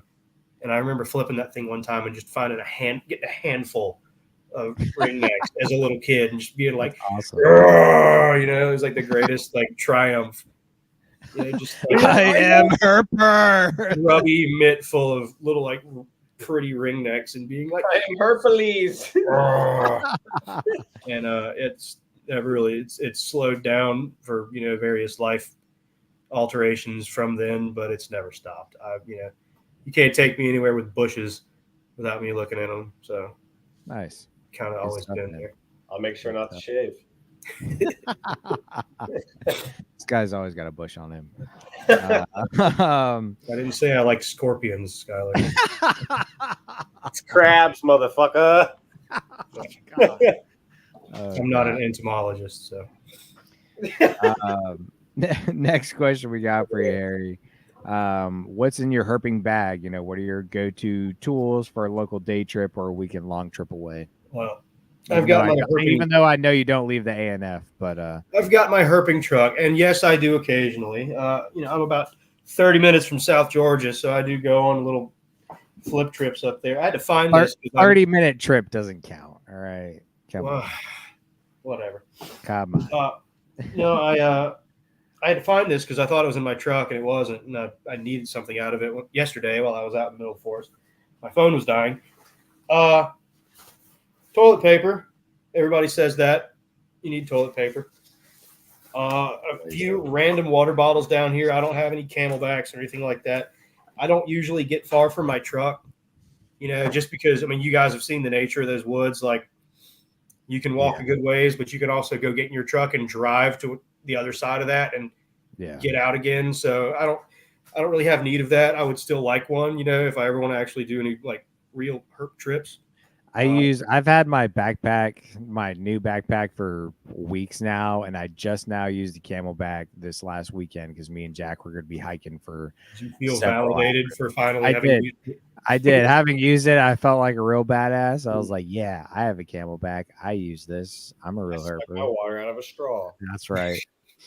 Everybody, I do have a couple like big Yeti jugs and stuff like that, but I just like to, even if I bring one of those, I just throw a couple random bottles of water in the bottom of that backpack because like it's just, oh, thank God, I got a bottle of water here, like that's.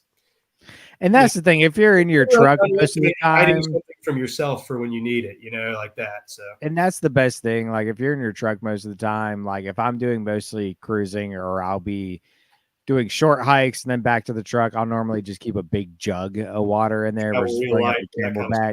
Yeah, versus carrying it around, because it does add weight and stuff. But if you're going on a long hike, the Camelback works well. But if you're going to be near your truck, there's really no point. Also, because where I herp, I do carry an extra box of ammunition in here. I do, it's a protect yourself kind of place, Of course, thanks to the denizens, and not the cold-blooded ones. But let's see what else we're gonna do it. We're gonna actually dig into it because I use this backpack for D&D as well. So that's you don't need polyhedral dice to go herping. They're just I haven't yet. Flagging tape. That's a new one. Tell us what that's for. It comes from hunting, from having to trail stuff. It kind of ended up in my pack, and I was like, I'll never regret having this in here. Yeah, you might need to mark something. I've got stuff marked. It could just be like, oh, there's a cool spot that I liked looking at back here, or like there was a vernal pool here, and other people out there, it's not enough to where I consider it littering to leave a little piece of flagging tape on something, especially when you're passing couches out there and stuff. So like, flagging tape.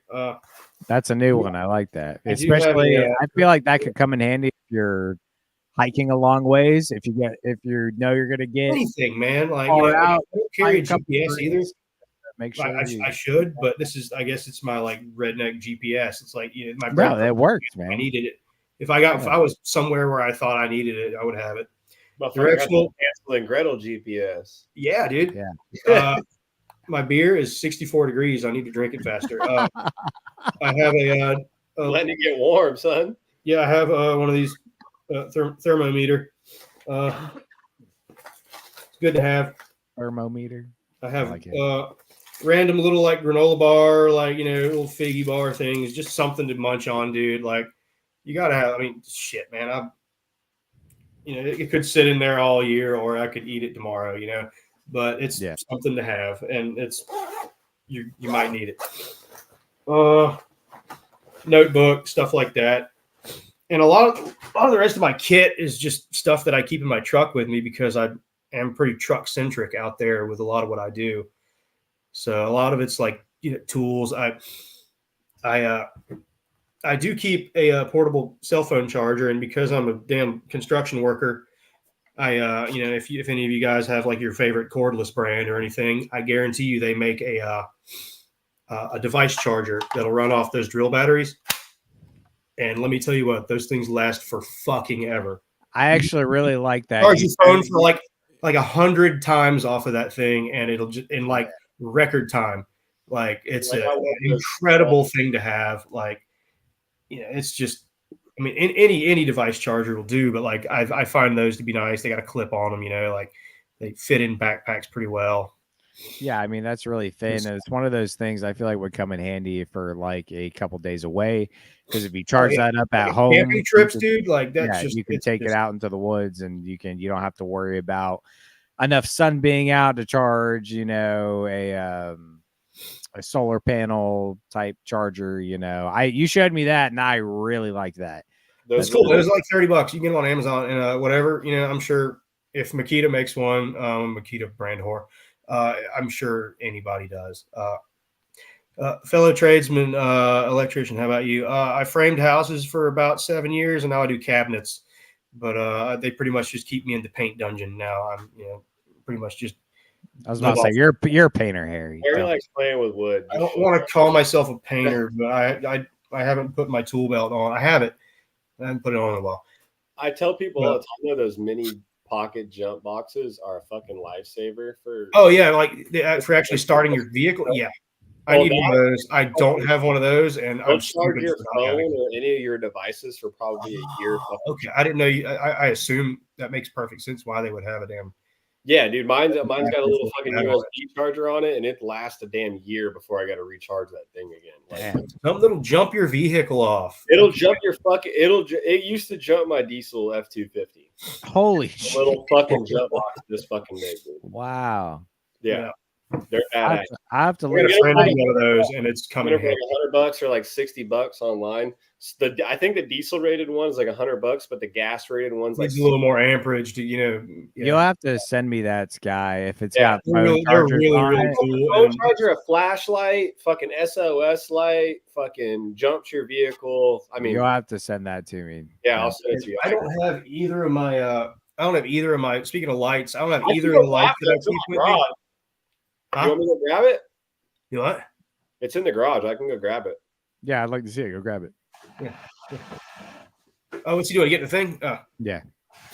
What were you saying about the lights, Harry? I was saying he made me remember lights. I don't have any of them in my backpack right now because they're all in my truck, just rolling around loosely because I herp out of my truck so much. But I do have a headlamp. I use the Streamlight one. I forget the model, but it takes a pair of those 1, 2, 3, like CR, like batteries that go in it, and it's a really nice one. It doesn't last super long, especially on the high setting, but it is like the brightness of the sun.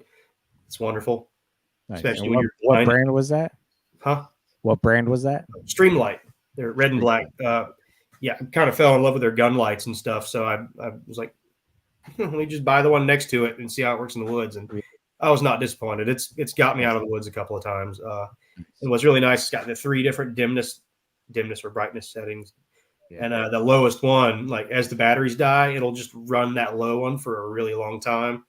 It doesn't really just like give up on you. It'll, and I've had that thing stay on a lot longer than it probably should.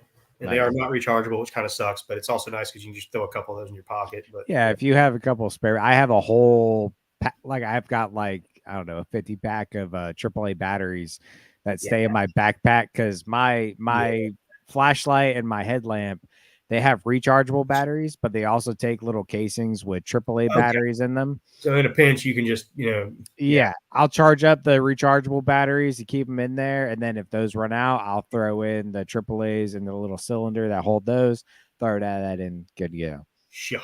And Justin said Walmart carries them. So if anybody looking for something quick and easy to grab, look into those. Do you also carry a handheld flashlight, or is it just the hand lit? I do. I've got an old school, just OG, like, takes a couple of D cell batteries, mag light that I just keep tucked in the seat of my truck just because it goes there and it's a good thing to have. And also, just the other day, thanks to Smitty's Scorpion wanderings, I went and got this little tiny handheld from Home Depot that has a black light setting on it, but it's also a really neat little pin light. So I've kind of fallen in love with that thing over the last couple of weeks. I haven't really used it for actual scorpioning, but just doing stuff outside at night or quick little, hey, what's that kind of thing. Yeah. It's been really nice, and it's rechargeable. It's made by Husky. It charges, in my truck. It is rechargeable, so it's pretty cool. I don't those mag lights, man, you can't beat those mag lights. Those are bright lights. Yeah, especially for what they are. They're nothing special. If it ain't broke, don't fix it, kind of thing. Just an old good chunk of steel or whatever, aluminum. Yeah, aluminium. There we go. There you go. Boost Genesis Boost. This is the smaller model, but it'll still jump a diesel truck. They have a little bit bigger model that's rated for you can jump tractors and shit with it. But it's got a USB port and everything in it. It's got a flashlight on it. That's sweet. Settings. Oh, nice. I mean, this thing, you don't shock somebody with it if you touch them with it. I'll fucking bash a crackhead's head with this thing, dude. But if you didn't end up using it to charge your vehicle, you could, with a full battery on this thing, you could charge your phone for a year straight. I mean, oh yeah, it's ridiculous how long this thing lasts. I'm gonna have to look into that because I've been looking for a good. Look, I'm pretty sure they sell this model on Amazon. This is the GB40. I'm gonna look it up real quick in real time for everybody. You could never go wrong by having one of those, dude. That thing has saved my life probably 5 to 6 times. No bullshit. Really? What I saw, it was the Genius or whatever it was. Genesis Boost or Genius. Yeah, I can't fucking read. Genius Boost. Yeah, Genesis Genius. So we've got the NoCo Boost Plus GB40. That's $100 on Amazon. Yep, that sounds right. Yeah, they're about $100. They range from 100 to 300 from what I'm seeing here. Maybe 60 was off, but yeah, $100. But bro, it's the best $100 you're ever gonna have the NoCo Boost Sport GB20, 500 amp, 12 volt, ultra safe lithium jumpstart box. That's $80. So $80 the cheapest I've seen. Then they've got one here, Astro Owl car jump starter. That one's $50, but I don't know if that's got the charging capabilities on it. So anywhere from $80 to about $300 is what I'm seeing on Amazon. So if anybody's looking for something like that, definitely check it out. I think that's a really good tool to have. I keep jumper cables in my truck for that, but I've been looking for something. I threw mine away the other day because they did not work, and I have not bought any more yet, and I feel naked. Not having jumper cables. That's the whole thing about jumper cables. What the fuck do you do when no one's around? Exactly. And that's why the jumper box, that type of jumper box would be really good because you can charge it up and use it for your phone on a camping trip. Put it in your glove box. Throw that in your glove box and you can jump a normal gas-powered car at 50%. 100% guarantee you. So even if you had it in your car for a year charging your fucking phone and it was still laying in there. And everybody that I know that has one of those is like, why the fuck don't you have one of those? 1,000%. Yeah. So I am with you. I'm probably going to have to write that down because that's the thing that I probably should have in both mine and my wife's vehicle. Yeah, that's definitely what I'm going to look into, no doubt. Another goofy thing, real quick, on the whole keep shit in your truck thing. Windex, so you can clean the damn inside of your windshield, because at night when you're cruising dirt roads and you've got a handprint on your windshield, and this is blind people shit, so that's something that I'm just like, oh my god, clean the inside of your windshield because you're not gonna be able to see shit. It's already dim. on these dirt roads with all the different like textures and stuff. And also, if you get bitten by something, you can squirt it on it, which I guess didn't work. I found out why that didn't work when you got bit by that wasp, Jake, and I insisted on Windexing you. Oh my God, that was terrible. That was the shitty like purple Windex that doesn't have ammonia in it. So get the blue Windex and the OG Windex, and it can double as a sting neutralizer as well because it has ammonia in it. Y'all should have just put fucking dip on it. He wouldn't let me pee on him, man. And I don't think the Zins, have enough good stuff in them to like do it. But yeah, that was not fun. That was the other thing that happened out there. with. That was the other thing that happened while we were in Tallahassee. I went out. Stung by a wasp. I went out to Inside grab. I went to grab my bag out of my truck, and I came back inside, and I bent over to put it on the ground. I guess my fat rolls must have gotten this It wasp. was a 30-minute ordeal. It stung the ever loving crap out of my stomach, like right next to my belly. Party over, man.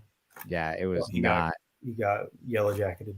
No, that was not cool. And then I didn't know what the hell happened. And then we saw this wasp, yellow jacket, whatever the hell it was, crawling on the ground. And I went over and killed the shit out of it. Yeah, that poor feller. So, he died for what he believed in. Yeah. So that sucked. And I looked at Harry. And I was like, yeah, we got to go to the hospital. I'm allergic to these things. And he paused. He goes, are you fucking serious? And I was like, no, I'm good. I had just enough drinks to spray his belly down with Windex without realizing that it's the safe alternative, like ammonia-free Windex. So I just made him smell like roses, and it didn't do shit. Yeah, my girl was like, "Why the hell did you do that redneck ass bullshit? Like that's not how you treat." That's fair, but normal Windex has ammonia in it. Harry told me to do it, so I did it. I don't know. I've been Windexing yellow jacket stings since I was a child, and don't look. Actually, I'm probably a poor example of that being safe. So never mind. It's exactly what you are. Maybe don't do that. Google that and get back to me. Science side of THN. So moving on from your herp bag, is that everything? Anything else you want to throw in your herp bag or / your herp truck? If I think of it, I'll just interject. But off the top of my head, yeah, like I keep a machete, I keep like hand tools and like yada yada, all that stuff. Just I've got a bunch of random crap in there, like your truck's your truck is a catch-all. If I need it, I'll throw it in my truck, I keep a bag in case, like I do relocations occasionally. So I got a bag and stuff, but I try not to be like, yeah, we're bagging shit. Like anybody who carries a bag, you don't make it like, I think it was Dustin had a good point on his episode. Keep your camera gear in there. Yeah. And I think it's different for everybody because Dustin does more hiking than we do. Like it seems like your southwestern guys, your western guys, they got to be more weight mindful and stuff. Yeah, and like, because they do a lot more hiking than they do road cruising. I feel like southwestern guys, 200 pounds, throw it in the truck. Might as well bring it. Exactly. Like I feel like our southeastern guys do a lot of road cruising, whereas southwestern, like you road cruise a lot, but you also do a lot more hiking than we do. At least I do.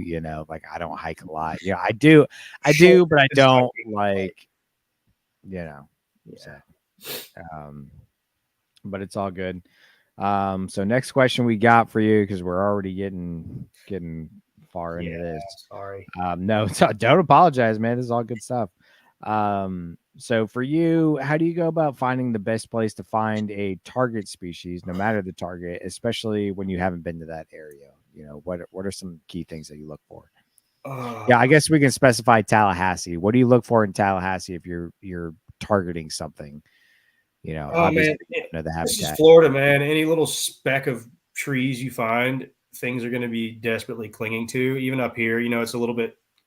It's not as severe as it is you get further south, but things are kind of congregated where there's woods around here, But I don't know. I look for edge habitat, anything like that, anything like fields on one side, woods on the other, water sources, all the normal things like that. But as far as target species, I really just honestly around here look for spots that I think are good to herp and then find out what's there. Yeah. Because a lot of these things, that I've found, at least in my little, nook of the world, are really, really habitat generalists. Like a lot of these things, and there's obvious exceptions like coach whips and stuff. Like where you're going to find those. You're usually going to find those in the more like sandy, gopher hole ridden, like places where they can get hot and zoom around, and right.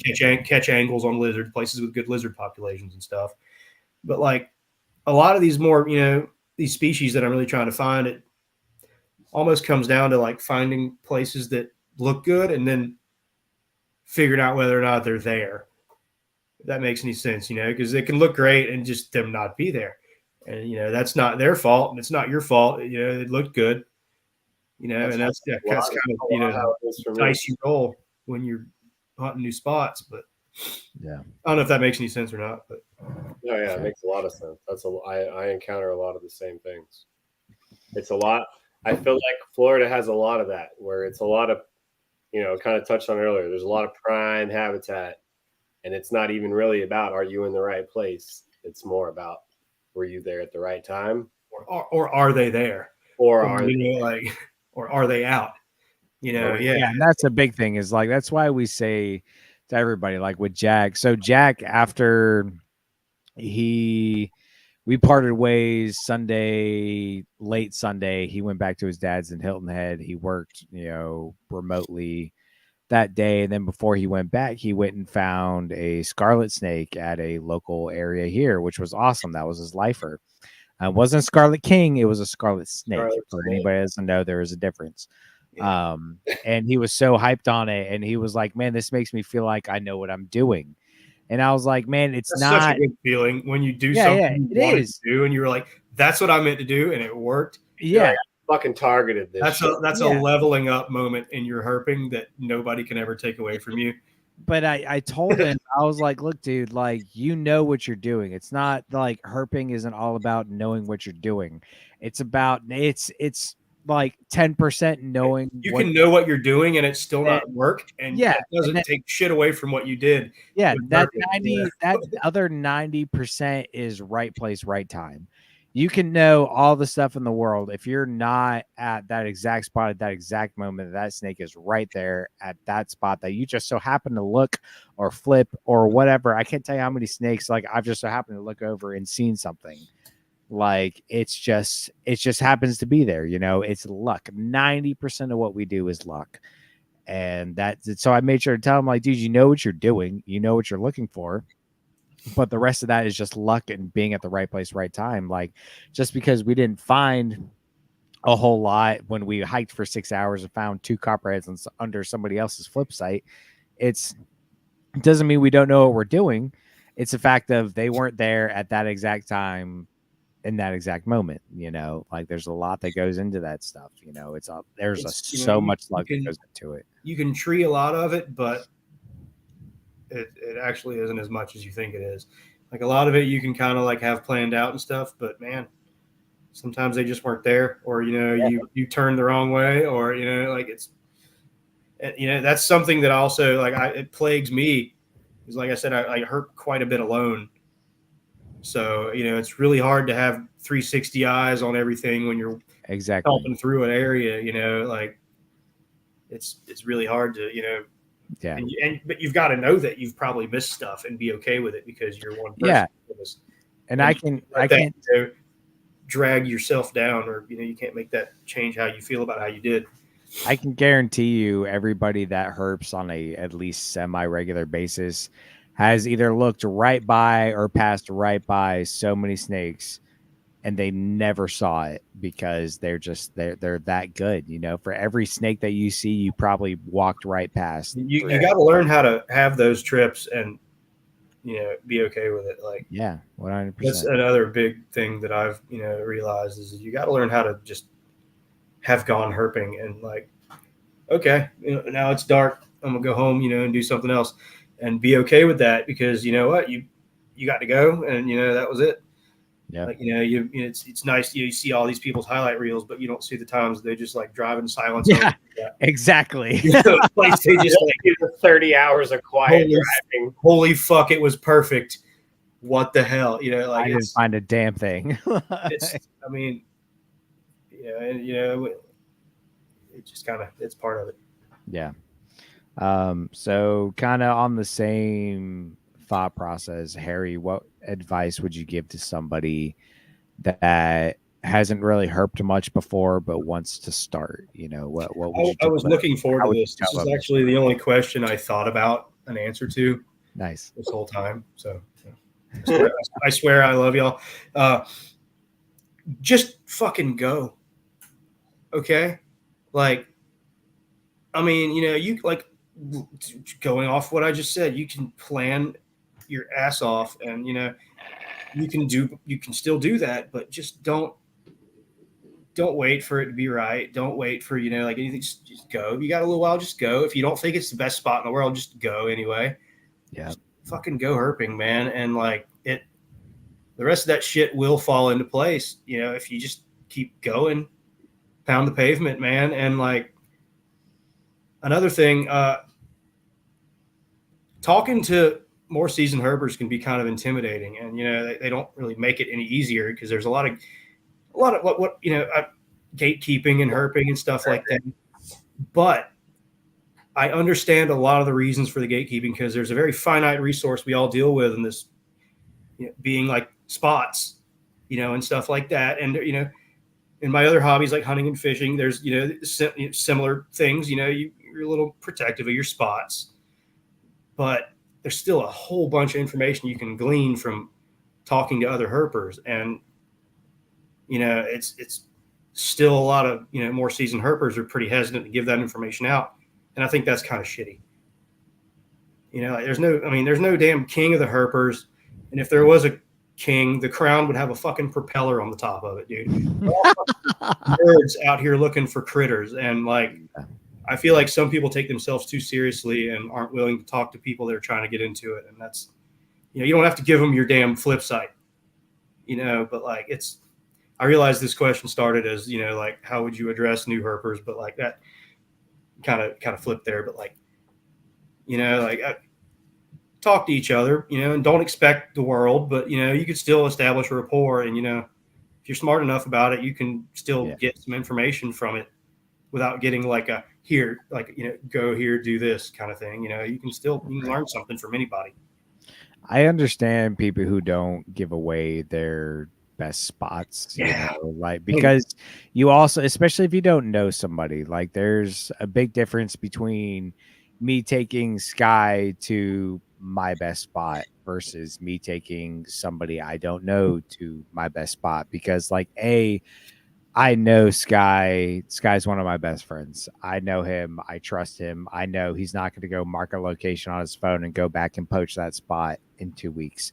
Like I know that type of stuff, so I understand. I saw y'all setting pins while we were out there in the I was about forest. to say, Harry, all his spots, and we were like resetting his tin, marking. I'd be surprised if your pin's set out there, dude. That place. Yeah. But so I understand the aspect of like if you don't know somebody, maybe don't give them your best spots, but like give them areas that they can go just to get out to the public area, like be like tell them what the nearest WMA is. Like exactly. That's not a fucking secret, dude. Yeah. It's on the map. There's a sign by the road that says what it is, like yeah, it's a public area. Like go check this place out, do a lap through there. Just be like, hey, by the way, don't fucking like trash anything, but go check the place out. Even in that's a big help WMA, to a damn kid that's never done it before. Like exactly. Even in a WMA, you can be like, hey, at the very least, you can say, hey, go check out this WMA. You don't have to say, hey, go to this WMA, turn on this road, and when you hear the bees, turn right. You know what I mean? Like it doesn't have to be that specific, but like go check out this WMA and go around and see what you find. Yeah, I mean, and you know what? If they find something cool. If not, be like, great. Hey, well, you got to try again. Exactly, but like I understand it to an extent, but some people take it a little too far. Yeah, I understand being, like the, not wanting to being tight-lipped and all that stuff, but you can talk to people without giving them, you're giving them pins or anything. Yeah, for but sure. Something, speaking of, pins and stuff, I got given, this is, goes back to like, not like stuff in the bag, but like, this is an app that I was told about. and I haven't really had a chance to use it yet, called Avenza Maps. You ever heard of that? No. And it's an offline mapping thing that an old man I work with that hunts the deep national forest, like out where don't shit work kind of thing.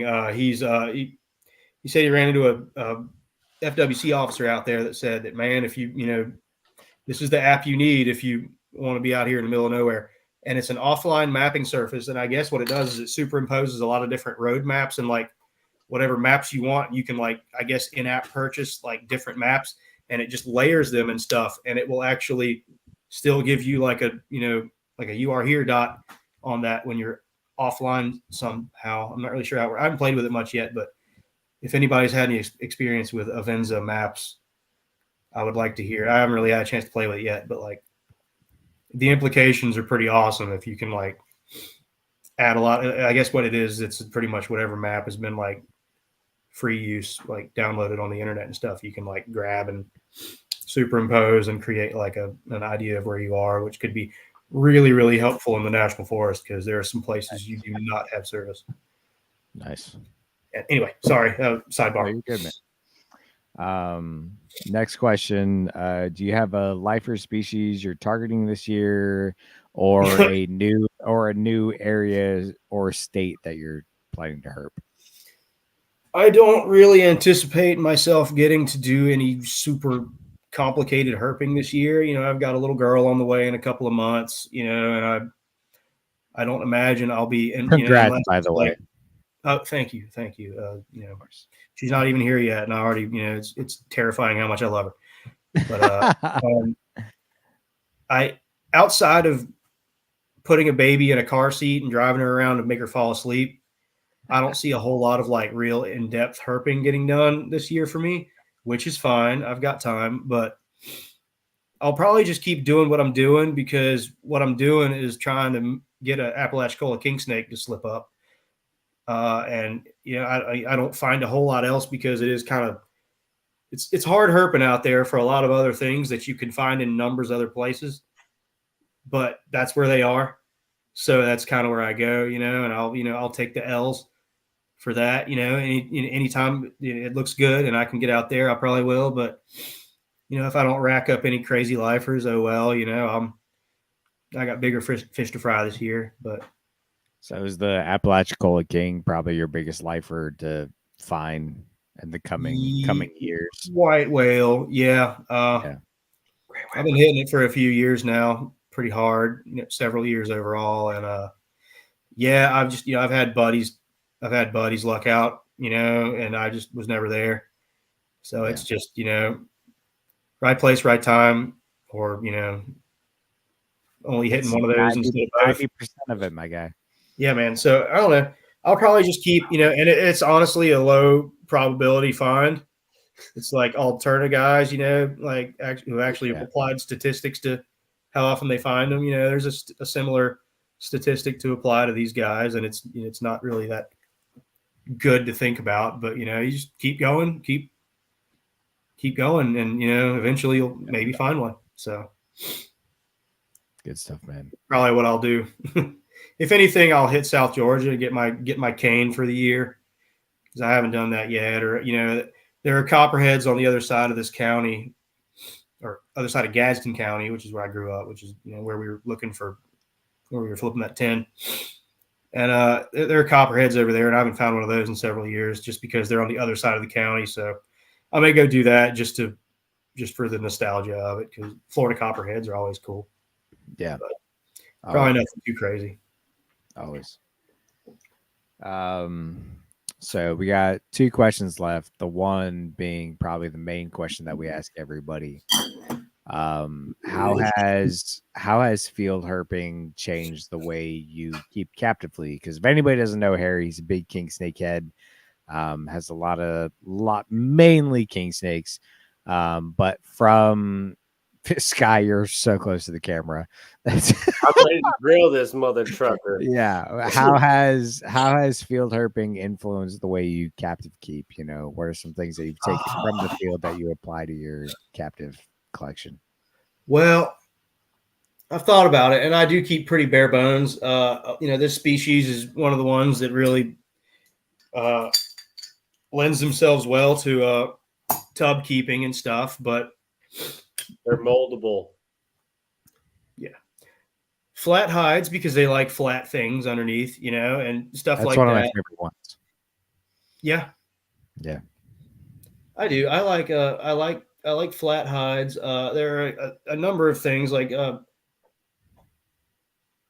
I definitely notice when they're out, and I take note of what the weather's doing outside as far as like barometric pressure and stuff like that.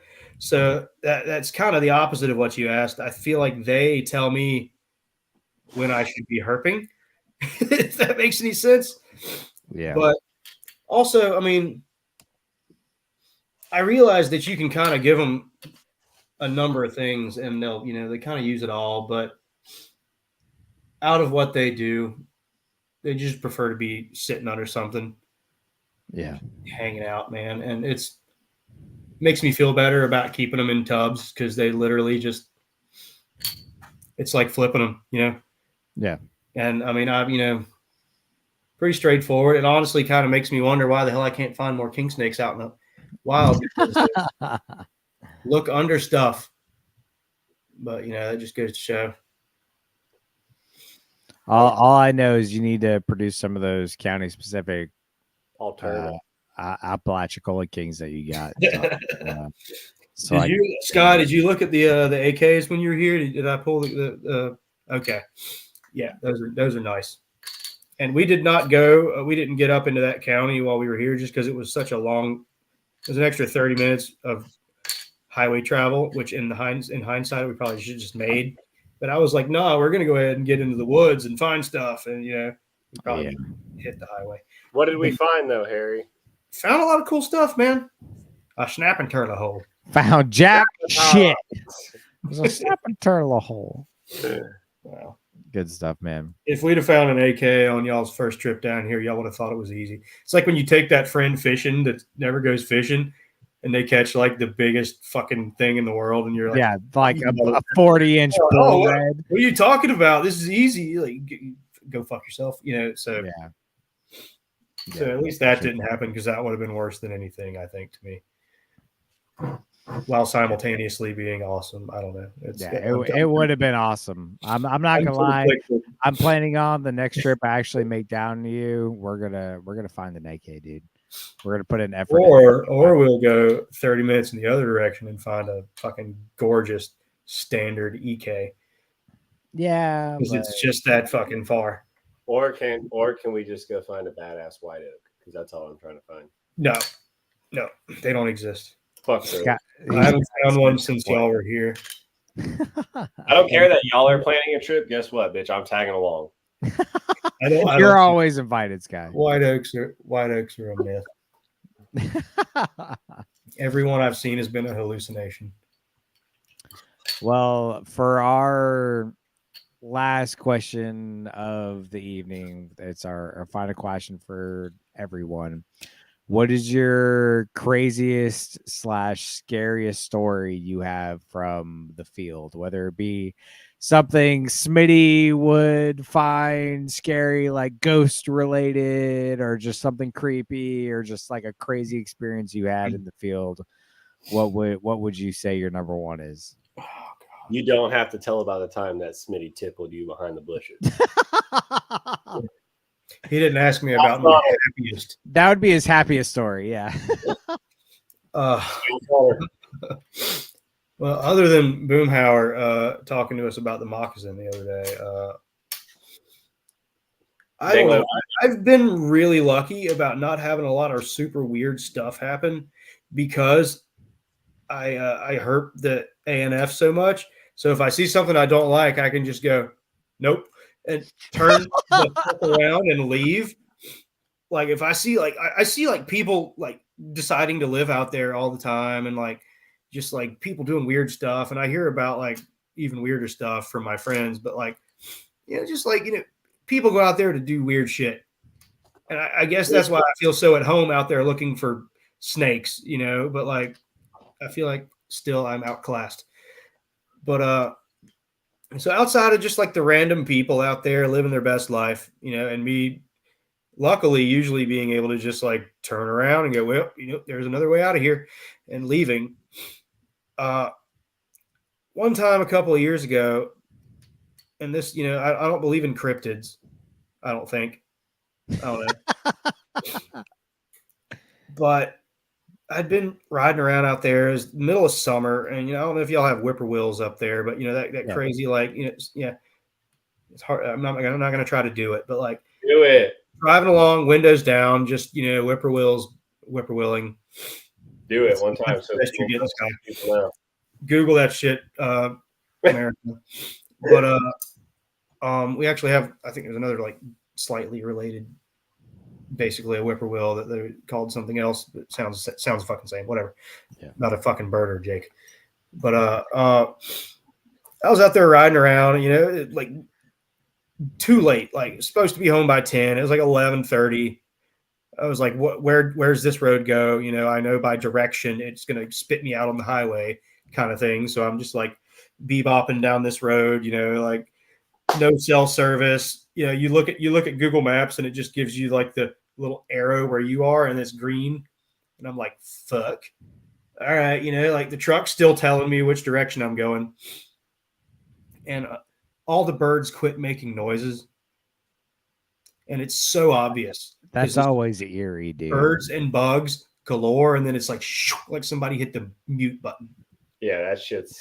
Yeah. And I don't know if it was that or just like my own like awareness, such that it is. Hair went up, on my whole body, just like, oh god. And I got a really strong skunk scent, overpower. I had the windows down, arm out the window, just really shitty dirt road, having to go slow down it. Just bebopping, man. And holy crap, overpowering skunk aroma. Every single other animal in the woods shut the fuck up real quick. And like, I got cold. And there was like about 100-yard stretch of that. And it's been several years. I can't remember if I like just eventually was like, fuck this, like rolled the windows up and like punched it out of there. Or if I just like, bit my teeth, bit my lip and drove through it. But like, it was just for having seen nothing, and I don't have an explanation. And I know that's kind of anticlimactic based on some of the, Nipper Reed stories about getting, like held at gunpoint and stuff. But like, yeah, holy crap, dude. Like, I don't know. It's hard to explain, but you're out there a long way away from anybody. And, all the animals quit making noises. And it's like, what could have made that happen? So I don't know. So y'all know, probably me, but whatever. So y'all know that feeling. Everybody's had it to when you're out there and all of a sudden, like you have everything kind of goes quiet. Your hair stands up on the back of your neck. Like things just feel weird. And you have that gut feeling that something's watching you. Everybody's experienced that before. If you're an avid field guy, I read something literally today, a couple hours before we started this, that gut feeling comes from your brain, and it is because whether you realize it or not, it's because like whether you were scanning and you didn't realize you saw something, or something was in your peripherals and it didn't register. That feeling you get is because something, but you didn't see something. Yeah, it's because your brain, that's way worse. Your brain saw it. Your brain saw it. It's registering to your body that something is not okay. Thanks, Jake. So I did see something. That's where that comes from. That whole like gut feeling of like, oh, something's watching me. It's because you saw something, but you didn't see it, but your brain did. And so it's telling your body that something is not okay, and it makes the rest of your body feel uneasy. Another time on a road that you and I both went down, I saw a coyote run across the road in front of me bipedally. What? Yeah. And I swear to God, that's a skinwalker, my guy. We're not in the right quadrant. Skinwalkers are everywhere. Hey, just in Arizona, skinwalkers are everywhere. That's 3 feet tall. It was like the cutest little skinwalker ever, but like No, I'm Oh, probably just a crazy person, but like, yeah, dude, I was like, it was one of those things where I was driving really fast because I was trying to get to a spot and it like not a road that usually things are seen on. So I'm just cruising by and it goes and comes out and I'm like, huh. And then like for the that next was 20 weird. minutes, I'm just like deep thought, like, what the fuck is that? Like, did I Oh, really not see like that? yeah, it's like it happened so fast that I didn't like react. And then afterwards I was like, oh man, wait That a was minute. weird. Like, let's try to unpack this, but like, yeah, I don't know. Yeah, Probably that's nothing. odd. Probably nothing, right? Yeah. But yeah, no crazy gunfights. No like thinking I was going to die. I spent 3 hours in a mud puddle one time, I and saw that the other luckily day. I got help eventually. I was right on the edge of cell reception, so that was fun. Probably would have found a lot more that day. It was a really good day, and then I got stuck because assholes like to rut puddles out sideways in the national forest. Like they get in their That's side by sides or their bog trucks and drive horizontally through mud puddles, so that when they fill up with water, you don't realize that they're not a foot deep all the way across. They're like 4 feet deep in the middle, and yeah, and Harry has to Frames out. vacuum his truck out for yeah. good Well, stuff. the thing to take from this, y'all, is if you have an uneasy feeling, it's probably because you saw something, but it didn't register, but your brain's telling you it was there. I So really wish just, you didn't tell me that. I'm not I'm gonna. telling you, man, I read that and I was like, oh my God, because it makes sense. I'm choosing to believe Like that's bullshit. your brain saw it, but your For brain's my telling own you sanity, something's I'm choosing to wrong, believe but you that's bullshit. didn't. You saying that makes me think of another thing that I've heard before about why Native Americans always like Native American men. The reasons why they kept their hair long and grew their hair long wasn't just to.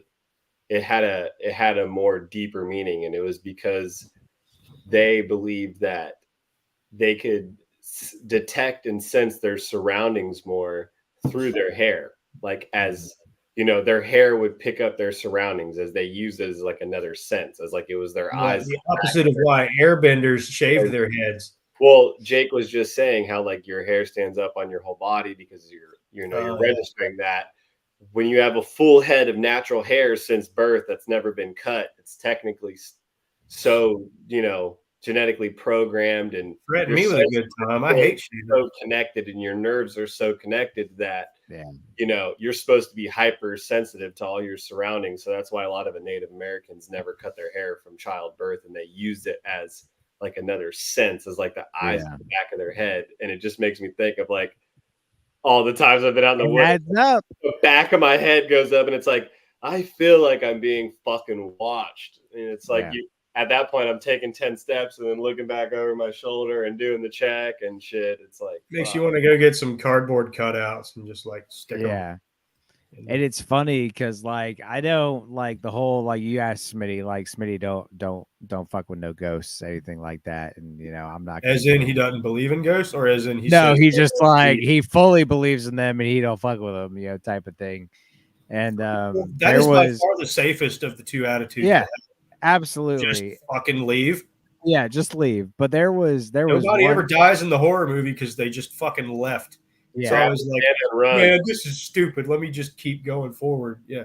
So there was one time. So one of the roads that I like to cruise has a really old graveyard next to it, and I always like to point it out to people who haven't been with me. I'm like, oh yeah, there's that graveyard, and they're like, dude, fuck off, keep driving, and I've cruised this road by myself, hundreds of times, and it never really bothered me. I always hoped that there wouldn't be a snake there, or whatever, Lo and behold, and yeah, and there never really was right there next to it or anything, but there's been a couple times to where like again I hardly even notice it because I've driven this road so many times I don't even look at it, but I'll be driving and there's been times to where I go past this graveyard and all of a sudden like just again goosebumps just go through my whole body, hair stands up, and I'm like that was weird. I didn't like that, but and then I realized like, oh, I just passed the graveyard.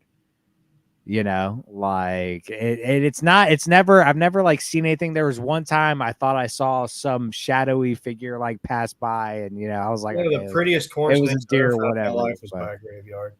yeah, no, fuck that. Fuck that. And Phil Wolf told me I didn't have a hair on my nuts if I didn't go look on those headstones for snakes. I said, no, I don't. Like, I'm good. See, I'm entirely too dumb to avoid that sort of tempting. I would have been like, "You just sit right here," and I would have had to go in there and look at all those headstones. And No, I won't do it, man. probably No, would have because like this is they would have found me like with my ribs pried apart, like hanging on from a tree, like the next county over, like later on or something. no, that is I'm good on that. I don't. I had a legitimate. If it's death by cryptid while herping, That's all right, okay way to die. they're gonna have to work for it, but all right, like whatever, man. I mean, it's Yeah, tell my story, for sure. finish my manuscript. Yeah, I had a legit ghost encounter in Maryland at my mom's house when I was younger, and That just sounds ghosty. Like it Maryland. solidified me that I don't. You saw a ghost in Maryland, I believe you. I like it was an undeniable ghost. Like my whole family saw it. Like the whole deal unfolded, and everyone was like, "Okay, that was a ghost." Like the house was 100% haunted. Like toys go off at night, all kinds of weird shit. Like doors would be opening, security alarms going off. But it's like after living with my mom at that house, it's like I don't fuck with the paranormal because I know it's real. I know it's there. Just leaving's easy. Don't fuck with it. If you don't fuck with it, it doesn't fuck with you. The more you dabble in it and the more you fuck with it and play with it, the more it attaches to you and the more it fucks with you. But if you don't fuck with it, it doesn't fuck with you. So I wonder if like toads tell those stories about like black racers. Like if you just don't believe in them, they won't. They will not gobble you before you're dead. It's wild. I don't believe in black racers, sir. All right. Sure Absolutely. Your aunt was swallowed by one before she died. That's a lie. Nobody I've ever spoken to has ever told me they've seen a black racer. Huh. Well, this was a very fun episode, Harry. Skylar, anything else we want to ask Sir Harold before we wrap this one up? When y'all coming back? As soon as we can. I'm definitely going to come up soon. I'm going to try to make a little rocket run. I'll get with you and see if we can plan a weekend. You make a rocket run. Let me know. I'll make a rocket run. We've had that Easter snap now, man. It's pretty much, I think, smooth sailing as far as tips go. Yeah, we're good. We're good from here on out. We should. Man. Yeah, I got a couple of weekends planned for stuff. We obviously got the Marion trip coming up and next weekend. Yeah, I've got a lot of baby prep stuff to do, and majority of life is going to be that for a while. But yeah, herping can happen. Let us know when you want us to come, man. If you got a free weekend, you tell us. We'll make it happen. Yeah, you just tell me your free weekend because I'll finagle some shit. But you want me to hit the peeps with the challenge? Yeah, we'll hit that. We're gonna throw Harry backstage. Thank you, Harry, for joining us. We really appreciate it, brother, and we'll be in touch very soon. We appreciate you for taking us to your local spots and showing us fun, man, brother. That was an awesome time. I promise they don't always suck. No, we'll be back again. It was bad weather. Yeah. Thank you. Thank you, brother. We're gonna throw you backstage, hang out. We'll talk to you in a minute. All right. Appreciate it, man. He's checking his beer. Sorry. Like a champion. There it is. This has been episode 6 of Flippin Tin. Anyway. Thank you, my friend. We'll be back in a minute. Harry Claiborne, my peoples. Thank you. All right. Good stuff. That was episode 6, Flippin Tin. Yeah, Sky, hit us with the challenge. We're gonna run this one a little longer, but because it's a little bit more detailed, a little bit more specific. Yeah. So hit us with it.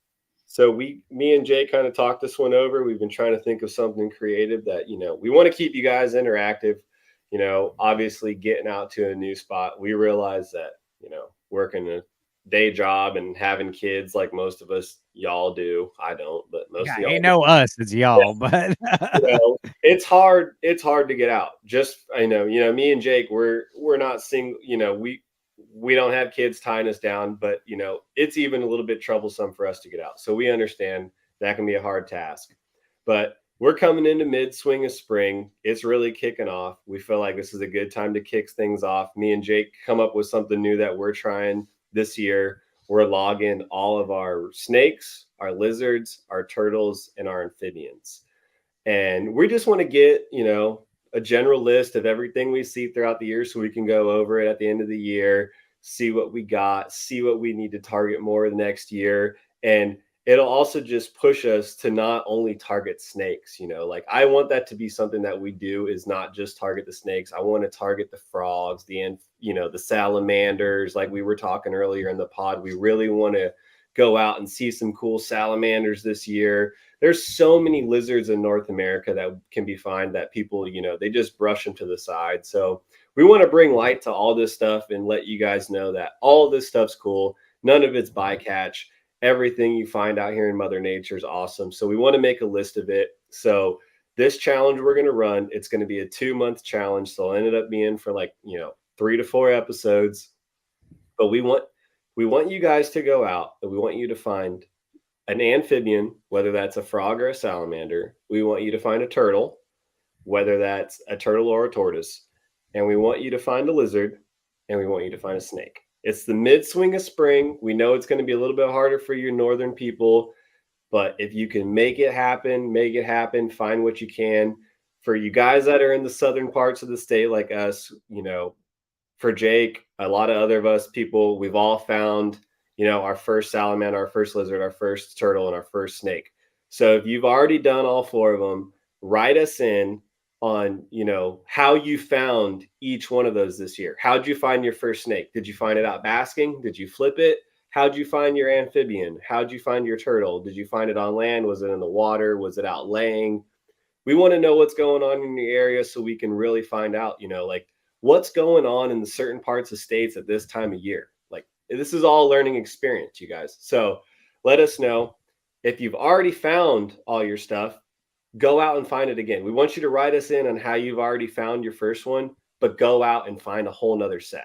Challenge yourself, get out and do it. Do it in a new area to challenge yourself. So you've already found your 4. Challenge yourself even further and try to hit a new area for whichever species or genus it is and get those things on the list. Because this is, this pod's all about pushing ourselves. Me and Jake are so stoked on how much we're pushing ourselves already. Like we just said, it's episode 6. We're already pushing ourselves farther than we've ever done in a year's time. And we're only a couple months into the year. We want to keep the trend going. We want you guys to keep the trend going. We want to hear your stories. We want to, this is a nationwide ordeal. We want to know what's going on across the nation. We're going to be hitting different states, different areas throughout the year. So let's keep it all connected. This is a growing experience. Hit us with your stories. Even it's minute, even like the birds, deer, finding skeletons or skulls, whatever it is, write us in. It's cool stories to talk about and it's information to share. So yeah. Might have rambled a little bit, but hit us with it. This is going to be a 2-month-long challenge. So you got some time. Get out there and do it. We want to hear the feedback. Yeah. We're stoked on it. We're going to be hitting it hard. So, And if you've already found all 4, don't write us in that immediately. Do your best over the course of 2 months to find all 4, a amphibian, frog or salamander, a turtle, a lizard, and a snake. Do your best to find all 4. If you don't find all 4 at the end of 2 months, tell us about the ones that you found previously if you've already crossed off all 4. But that is as of today, as of right now, whenever you're listening to this, we want you to start with all 4. What all 4 can you find in the next 2 months? If you can't find all 4 in the next 2 months, that's understandable. That's fine. Tell us about the other ones you found. But in the meantime, try to get all 4. And that is our challenge for the next while. Definitely try to get all of them. See if you can't get every one. And the other part of this is start tracking everything. Sky, Yes. this was Sky's idea. He made me do it. I said, at first I was like, I'm just gonna do the snakes. Then he was like, dude, you're a pussy. And I was like, okay, fine.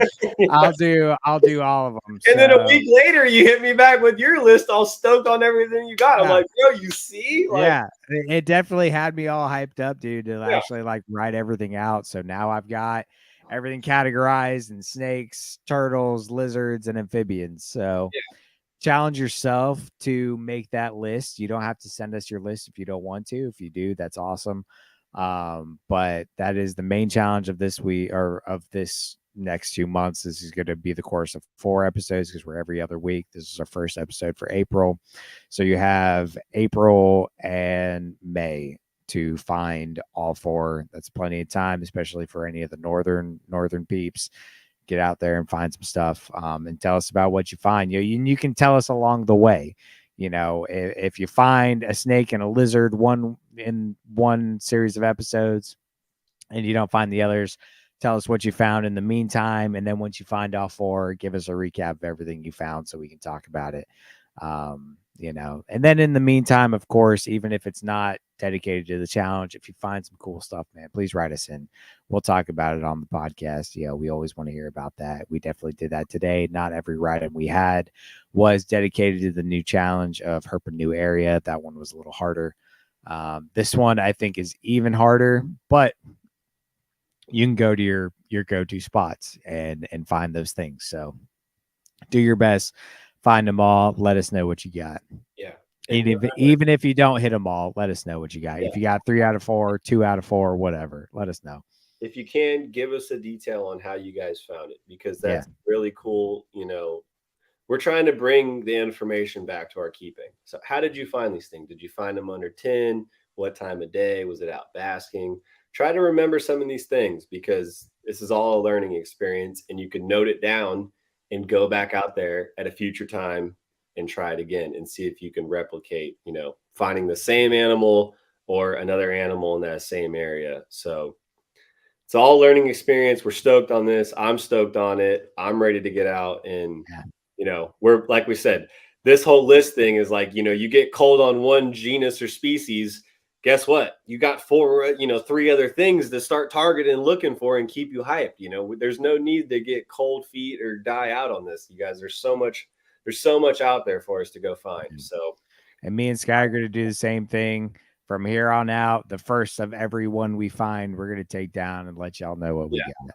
So these challenges aren't just for y'all. Me and Sky do them every time we announce one. We pretty much try. We start the very next weekend. So so definitely get out there and just go enjoy your local fauna and your local herbs, man. flip your freaking tin. Yes, sir. And that's not just literally; it's also figuratively. Yeah. Get out there and just flip whatever you can. Whether I'm it's flipping tinnies back right now. That's Fucking right. He's flipping Tinny's back. Let's go, baby. for But Claiborne. with that, this has been episode 6 of Flippin' Tin. And as always, we will close with our final notes on this evening. And that is: look and you will see, read and you will learn, think and you will know. And that is a quote from the rattlesnakes of the United States and Canada. Let it sink in, people. We Yes. appreciate all of your support. We appreciate all of you listeners. And we hope to hear from you guys. And we will Yeah. see you on the next episode. Keep writing in, y'all. We're excited for this and hope y'all are too. Thank Peace. y'all. Good night.